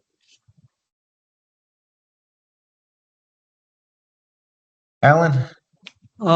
So I'm a no on this. And I'll say that even though we don't have I just thought I'd begin by letting you know where I'm coming from. On, I believe it's the final page. You've got the second to last. So the reason I've been looking forward to this so much is because we have really hung ourselves up to dry on the fee in lieu issue, and we all had we have spent hours discussing this, and we were given clear direction by our solicitor, do not act on this now because it only makes sense after you get this report, okay? All right, which is what we have done. Now I find on the second to the last page, under C, general requirements, all applicants for any subdivision or land development shall pay a fee in lieu to the borough consisting with the following requirements. So they are telling you to pay a fee. Jim came to the conclusion we should begin with paying a fee, and we were told by our solicitor that was not an acceptable alternative, which it's just being suggested that we approve that. So at the last meeting, I asked our solicitor if he could please read through this and let us know, is this what we need in order to move ahead on this issue? And he has responded by not attending the meeting. So I think I have no choice but to vote no, just simply on that one issue. And then we got into the whole discussion of passive and public and the way the state language is written. And Jim and I have had long discussions about this. We read it differently. This does not resolve it. So, I just feel like we've been played by the developers. The Borough Council has been played by the developers too much. It's embarrassing. And we need to deliver to Borough Council clear direction on what fee in lieu is, what public and private recreation space is. And this is the vehicle we've been waiting for. When we finally get it, we want to have a dialogue. Nobody's here. There's a list of 20 people at the start of this who were involved in it. Sure. Let one of the 20 people, I guess all 20 are just refusing to come and talk to us about it. And so let's do it next month, or let's do it next week, or whatever. I'm going to tell you, Alan, I agree with you, and I would much prefer we have a discussion before we make any motions or recommendations. All right, so I'm reluctant to move anything forward until somebody has the courtesy to show up and at least have a discussion. I don't care if we get resolution or not.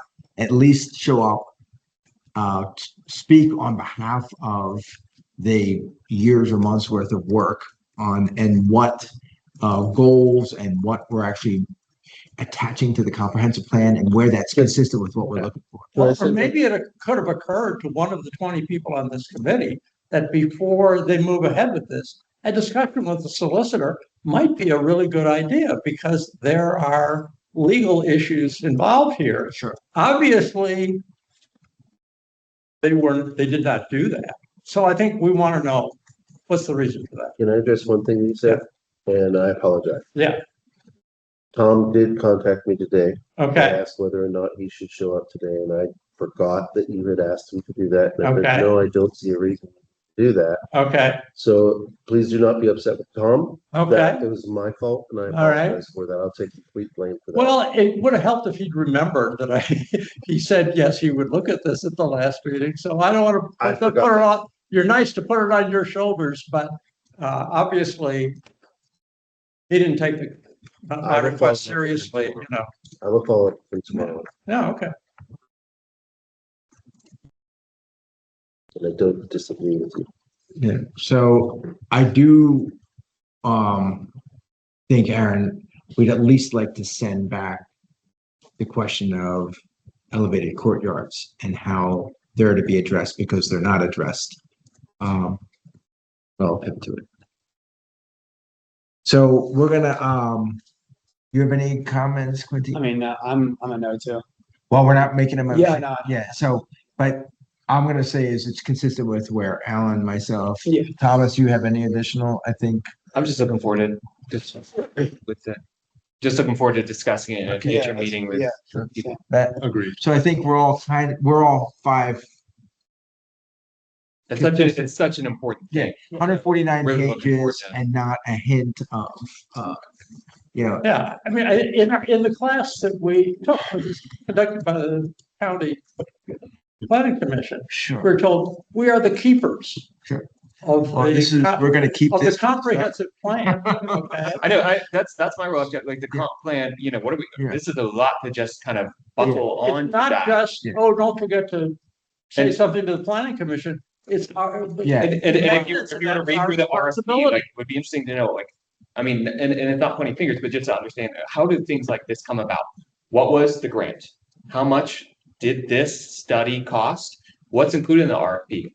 What's important, you know, if part of the RFP is not like, let's talk with planning commission about should this get enacted, you know, if that was part of the RFP, Well- you'd have a bunch of people well, here right They engage, now. Yeah, this is $100,000. they engage professionals, Yeah. quote unquote professionals, who apparently didn't realize that in the state of Pennsylvania, Sure, the comprehensive plan is the responsibility of the planning commission. Yeah. They, I guess, engage the wrong professionals. They don't even know, that's like step one in the whole process. So you have to question whoever it was this got farmed out to, because they lack the basic knowledge to execute the right. responsibility. unfortunately, I think that's so common. I think the RFP and these kind of studies unfortunately have that a lot, so I'm grateful that we can push back a little bit, expect a little more. Okay. In regards to this. Unfortunately, comp plans also collect dust, 99.9. Well, no, I'm, Too, so that. when we get to the next item, we're gonna talk about the comp Good. plan. Also in regards to the parks plan. And let them go. If they say no, then they get pushed off until you get a chance to talk to the individuals. Okay.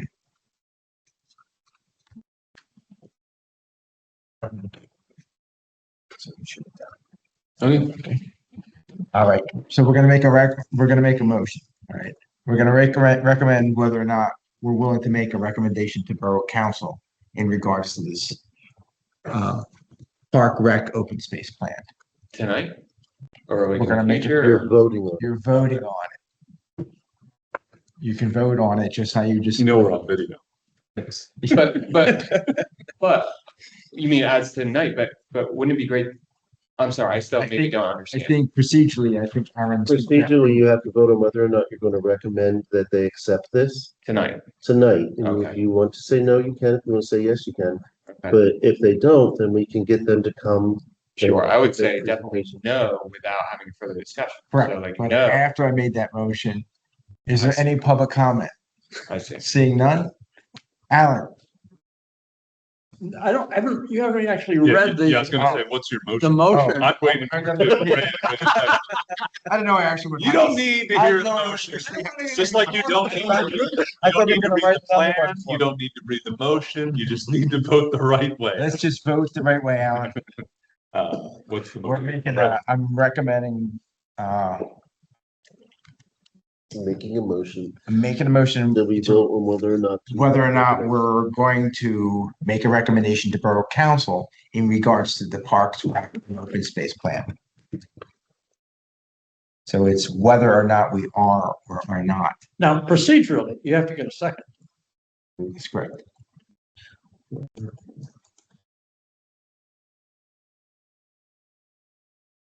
It's not going well. I'm happy to second. Okay, thank you, Yeah, Tom. I didn't know, I'm sorry. Thank you, I'm Tom. still unclear. All right. I would really love to I'm sit gonna down with these reread- guys too. Oh, yeah. Well, this is the whole point. And the Okay. point is so that we can force Parks and Rec to get him, come in here and have a discussion. Okay, perfect. Yeah, All let's do right. that. All right, so I'm gonna reread it. I don't have it written because Wow. it's very awkward. Yeah, Sorry, I know. I'm trying to figure that I out. was trying to Move repeat. to it. recommend whether or not, Motion well, you, to yeah, whether or not to recommend We need a ChatGPT. I had it, it was great the last time I said Do it. Yeah. it. Jim wants to make a motion as to whether, Make make a motion on whether or not to recommend the Parks and Open Space Plan for acceptance by council. Tonight. Whether or not. To make a recommendation to Borough And then you Council guys in get to regards to the park, rec and open space. I mean, I might want to vote yes in a month after we talk with them. Correct. Don't Right, about a month. Right, right. No. We, a month from now, we can have a whole different story. Okay. My thing is I would like to write a letter to Borough Council, at least establishing, providing a response, which is we're not getting the support, we're not getting a recommendation from Planning Commission because we have not had a conversation with Parks and Rec. We have not been party or privy to any of the, Our comp plan for reference is 66 pages.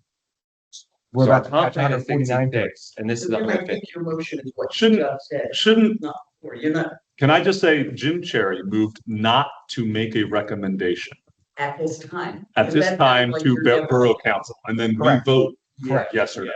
Because the whether or not is, I would Yeah, include. However you best word it. I shouldn't be making the. sorry, no, I know, Okay. and I know you're just helping us out, Aaron. I'm Lisa, just trying to figure. filter it for Until myself. we have a conversation with Parks and Rec or members of the committee Yeah.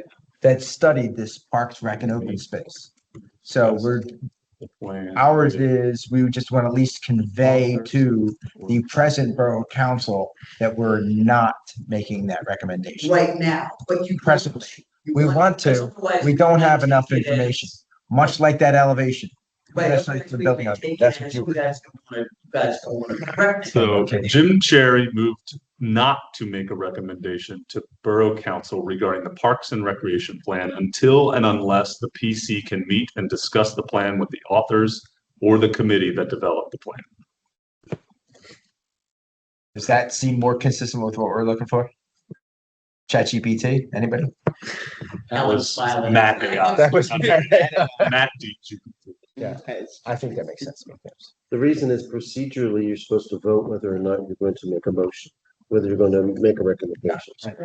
And then let you guys vote, and if you all say no, then you'll make a recommendation. If you all say yes, then you can make a recommendation. No, So that way, procedurally, I just want to make sure you. The wording is not to make a Right, recommendation. yes, yes, you can vote yes. So a yes is a no. Recommendation. a yes No means is a we're yes. not making a Yes means recommendation. we're not making a recommendation. And but we're all in agreement that that's. Let what you we're go doing. on the second and I'll vote yes. Did you say with a second? No, he's not seconding. Thomas, Thomas is. let Thomas make the second. Thomas says the second, so. All right, any public comment? Thank you. I mean, no, don't go public. Right, so we're gonna go yeses to say that, but I appreciate that. Support. Yeah. All right, seeing no other comments, Alan? Yes. Yes. Yes. Yes. All right, so we have one clean, unclear letter to send to the council. But just A second one, at this time. very similar to the first one, which says we need more info. We need more info and we need clear direction. And I think, like, I hope that what they don't take away is, planning commission just wants them to show up and they're frustrated they don't show up. I mean, like, if you look at the comp, so I open up the comp plan, I look at like the vision aspect and like when they're laying out, like, this is what we're looking for. That's really the first 41 pages. It's when you get these people that are responding to RFPs, these professionals, this is all they do over and over, Chester County. It's a repeat PDF that they've been using for a long time, 150 pages.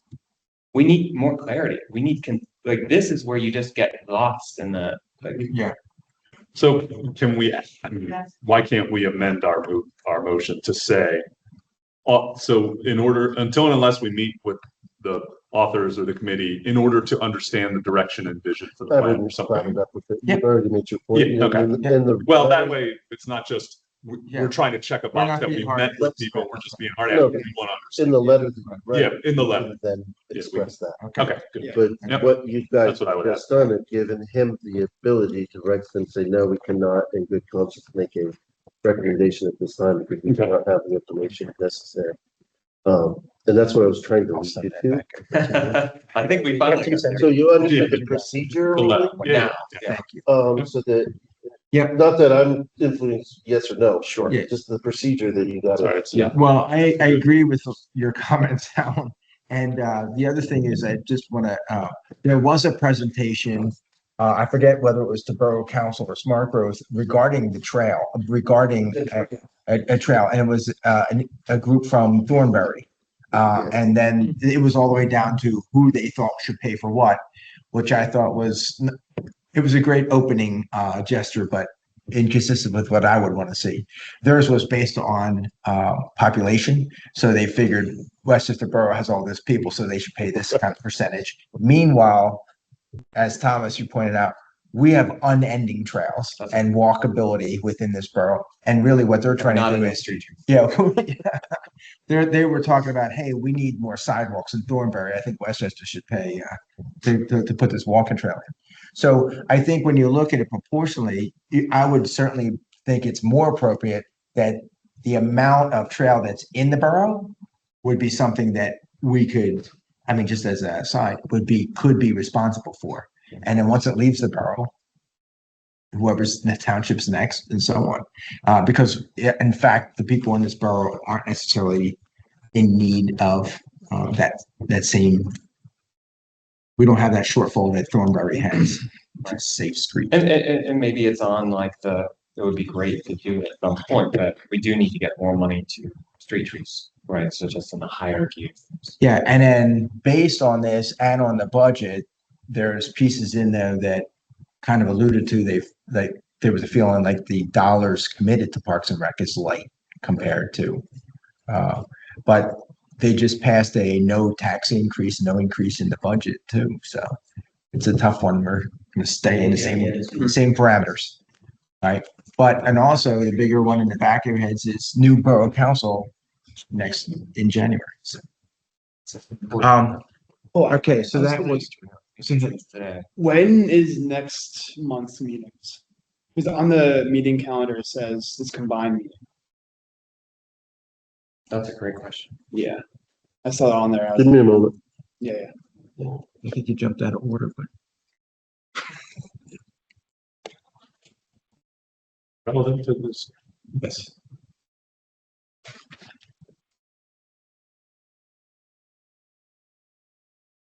I just saw. No, it's a great question. It has to be answered before we I'll show up on the wrong day. It's the 15th, isn't it? Yeah, it says the 15th. And it says combined? Yeah, Yeah, it because- says combined. The next one would have been on the 23rd. I'm assuming, yeah. Because of it being in the week of Christmas, they just combined it. It's one single. On the 16th. Yeah, you have a planning commission combined on the 15th, 6:30 to 7:30, which never occurs. It's going to be at least 8:30, if not 9 o'clock. Sorry, comments are not required, but it is combined. So you'll be doing your voting session then you'll have Those combined. time to talk and then you can do the voting. And depending on the timing of this, we might see then Parks and Rec here. Hopefully, I'm going to do I'm everything I sure the can. closer to Christmas it is, the more likely Because we are. technically, here's the issue. If they do come to that meeting, we still have time to get them the recommendation if you feel that it is acceptable. If you get the answers and the information that you need. So they could still hold the public meeting on the 17th, but it would be, whether or not they are going to give you the information that you need. Could we look into having the solicitor at the meeting? Jim and I have usually been making the determination, and this week I really didn't think this through. And most of the stuff seemed very straightforward and stuff that you could deal with yourself. To be quite honest with you, I completely forgot about the fact that you did ask him to look into it. That's why I'm just talking about for next meeting. I will make sure that he's there Great. because, Thank you. because already I'm regretting making that decision. But I've already made the decision. He'll be notified tomorrow that he needs to be there next month. I'm gonna have a conversation with you and then maybe Tom between then, so I could see if I can filter some info back, because I think There's too many unanswered stuff, too many unfinished things. And to be quite honest with you, with my job, I do get confused and I do forget things. It's all right. I apologize. I'm gonna, we'll try to, I don't think it would have mattered. no. Ultimately, we're still, Without. I mean, it would help. It would inform some of the questions we have, but not all of them. Not all, of So them, yeah. it's okay. So, speaking of unfinished business, so we have the parking lot issues, that Alan reminded me that are still sitting out there. I'd like to change it to maybe unfinished business or something. I think every time I see parking lot, it's confusing. I went to the Roberts Rules book and, there is unfinished business as a holder. Now, the planning commission in the past has had issues that were brought up but never resolved. They've been tracked. Alan's kept good. Well, if the subtitle, if I can jump in just real quick, it was like parking lot projects not addressed in the 2020 zoning revision proposal. So it was very specifically, the subtitle is PC projects not addressed in the 2020 zoning proposal. So that's where it came out of. It was all the stuff that we were talking to Ray about. The Ray was like, in the end, it was just like loggerheads, and we're like, Who's okay, Ray? new thing. So it wasn't like He's a planner. so it wasn't like a collection of like over the years, or not quite as much, right? There was a time where they emerged out of, these are things that can't be part of the zoning update. Sure. Well, and I think the first line through is we filter out what are issues or pieces that this planning commission still wants to address or wants to tackle as project, because there are plenty of. And I wonder if it's filtering out, or I wonder if it's people adopting certain things, right? Because none of it's going to move forward unless we make it our own. Sure. And maybe it's like this well of wonderful things that we can always take, but then Matt's going to take the thing that motivates Matt to get up in the morning.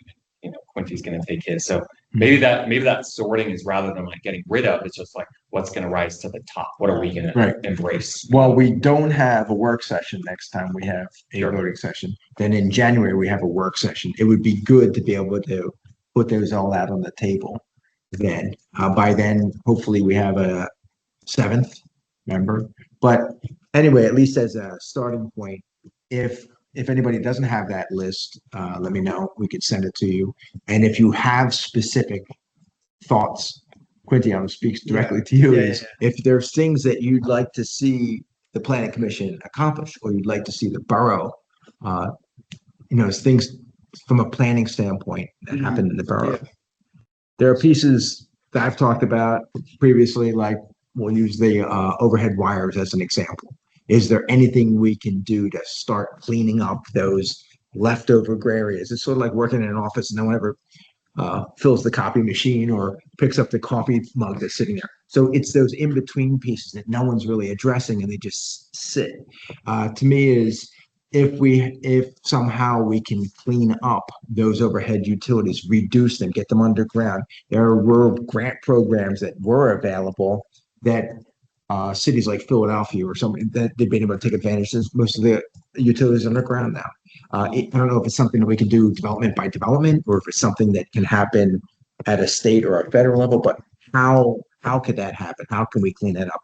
It's visual pollution. It's an eyesore, especially it's in the comp plan. It's something that I'd like to see if there was at least some effort pushed in behind that to help clean those up. You can't help. You look in the alley behind you and look at those intersections, and it would be great if they were disappeared and all we saw were nice 100-year-old buildings and trees. So the comprehensive plan lays out a vision for where the borough is going. And in the second portion of it, it reduces all of those suggestions to specific plans of action, and it assigns responsible parties to those. So my recollection, it's been a while now, but the parking lot, which you understand, it's a business term that you use when you're brainstorming, and if you can't resolve something, you put it in the parking lot and come back to it later. But it was a combination of those things that were too controversial in the zoning to attack, and those things in the comp plan that were assigned to the planning commission, which we did not execute, and still felt like it had some relevance. Mhm. So that's what we tried to capture in this document that got posted to the meeting. So encourage everybody to read through this for the January Mhm. discussion.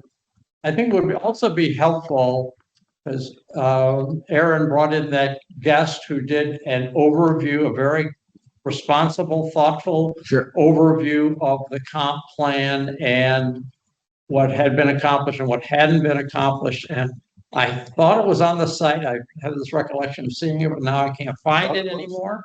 Do you know what I'm referring I to? do, yeah, Mhm. Mikey, Mikey did that. Mikey, yeah, okay. she's our intern and quite honestly, a superstar and going to make me look like a caveman when she gets a little experience under her. She'll be replacing me probably. But she did a great job and I thought that it was up. I have it and we can make sure that it does get up. And I will check in You with can that just tomorrow. either send us a link or just tell us how to get to it, because I went actually back and have forth, a I link. couldn't find it. I have a link in my email that she sent me so that I could review it. And as long as it's still active, I will send that to Okay, you. because I think for the January discussion, I'm asking everybody to read through this and to take into account all the other things that Jim has talked about, but also to review this, and not everything that was in the comp plan is the responsibility of the planning commission, but those things that are, I thought it was a good review, so we could maybe build a new parking lot or a new Sure. action plan, agenda, Parking deck. and parking deck. I mean, so what happened, my recollection is that we planned to address these. It came up in the February meeting of last year. Mhm. And then between February and March is when we got marching orders from planning, from the Borough Council. These are 4 areas where the ordinance is improper and needs to be addressed, and we tabled this in favor of attacking those 4 items. We all know they were height, parking, bill to, and fee and lieu. Yeah, so that hopefully my recollection is accurate on that.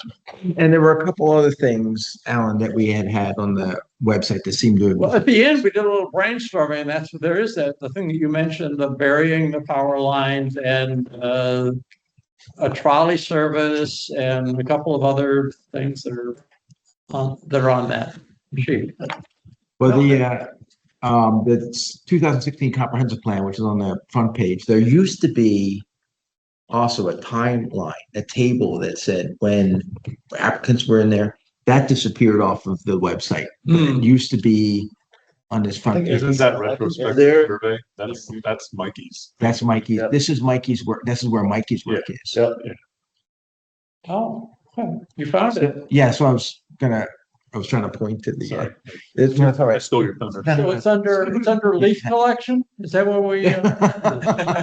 Planning commission, okay. Under planning commission, but you have to, it's under the planning commission site, but this one's a little different. There's a couple pages, seems like there's a couple pages that seems to reference us and they're inconsistent with each other.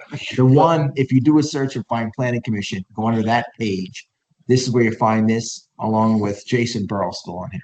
So, but this is where the comprehensive plan and the retro, but there's another one that we used to have that had the timetable. And I think it's really important that we keep track of submissions from preliminary final so that there's 90 days and there's an understanding of where we are in the process. Those were, I will tell you that Mikey did go in and for the last 5 years have put all of the land development and anything that you guys have done into Smart Gov, which is our program that runs all these. And part of that is it sends me notifications on timeframes and what needs done and things like that. And the idea was to, once we got that correctly done, I don't know why it was taken off of here, but once that was correctly done, then either you as the chairperson or open it up to all the commission would have access to those certain sections that deal with land development, so that you have that everyone is going to one place to pull all this That'd be stuff. great. Up. But it is not completed. It's something that's in the works. The part of what I was hired to do was to redo all of the website. I have not gotten to it yet, so there's been some things that Sean has done here or there, and then I'm going to go in and recreate, correct? Because as the director for building, housing, and code enforcement, it's my responsibility to manage that section of our website. Okay. So the zoning hearing board, planning commission, those things will get their own page that will have specifically designed for them to get the information they need and show the information they need. But I did remember asking them to put this onto your page with Mikey's plan, because I felt that it was such a well-written thing that people needed to have access to. And Alan had requested that atlas, but there were a couple of resources like that could all exist within the planning commission's website. I am working towards it out. I think it's a good We idea. found it. We found it. No, Oh, yeah. I'm getting all the No, stuff getting up it there. all, Oh, I see. You know? getting it all consolidated, finding it, but then refining it later. It's just that it would be great if we can consolidate everything on one page. Planning commission, here's everything. Before I retire, Sound, that will be yeah. done. It would be great just to have the zoning, the sound of that, because if you're you can have a desire to look at our page for a couple of reasons. One is if you're a planning commission member. The other is if you're a developer and you're like, hey, what's required? And where are you looking for this information in a consolidated manner? So I can go to that page and go, these are the codes, this is the requirements. So, and this is the process. This is where I'm going. I'm going through this portal, or I'm contacting Aaron, whatever it may be. So from an outside person. But just to clarify, because you brought up the Atlas thing, which I've been bringing up. So for clarity, one of the things we were looking at was historic house destruction and abatement. And there's a narrative about it, but there was the survey that we were waiting for, and I thought we never got it. And then suddenly, when they were presenting the Atlas in October, they talked about Jane Dorchester working on it, and I assumed it was the same thing. But they are two different things. One was just the survey, and that was actually delivered probably about 2023 or something like that. Okay. But it was actually folded then. All that material was used again in the Atlas. So both will contain the information that we needed. But I think what happened is somehow this all transpired, and it just never caught our attention. And I was asking for the Jane Dorchester one for a long time. Huh? I was asking for Jane's study for a long time because I know it was supposed to be done in 2023. I've been trying to figure that out because that's key to the conversation. I talked to her directly about it. She said she did deliver it. Yeah, I know. It's frustrating. In a thumb drive in Kevin Gore's office. And she put it on a thumb drive and gave it to Kevin Gore. And so let's call Kevin and ask what that thing That'd be is. great. I believe he's in Georgia. Let's get Steve. He's not here. Let's get him to call. Okay. Well, I think that's it for today. I'm just trying to think here. So next month is consolidated, and we will touch base, Alan, maybe regarding the parks. I need some more information. I need to understand where things went on the parks. On the what? The Parks and Rec. Okay. Okay. So just go ahead and move to adjourn. If there's anything else. So moved. Okay. Thanks. Yeah. Thank you, everybody. Just remember, if we have stuff for next week or next month, I needed it by Thursday before. Okay. If not, it'll just be printed out as handouts. So if you want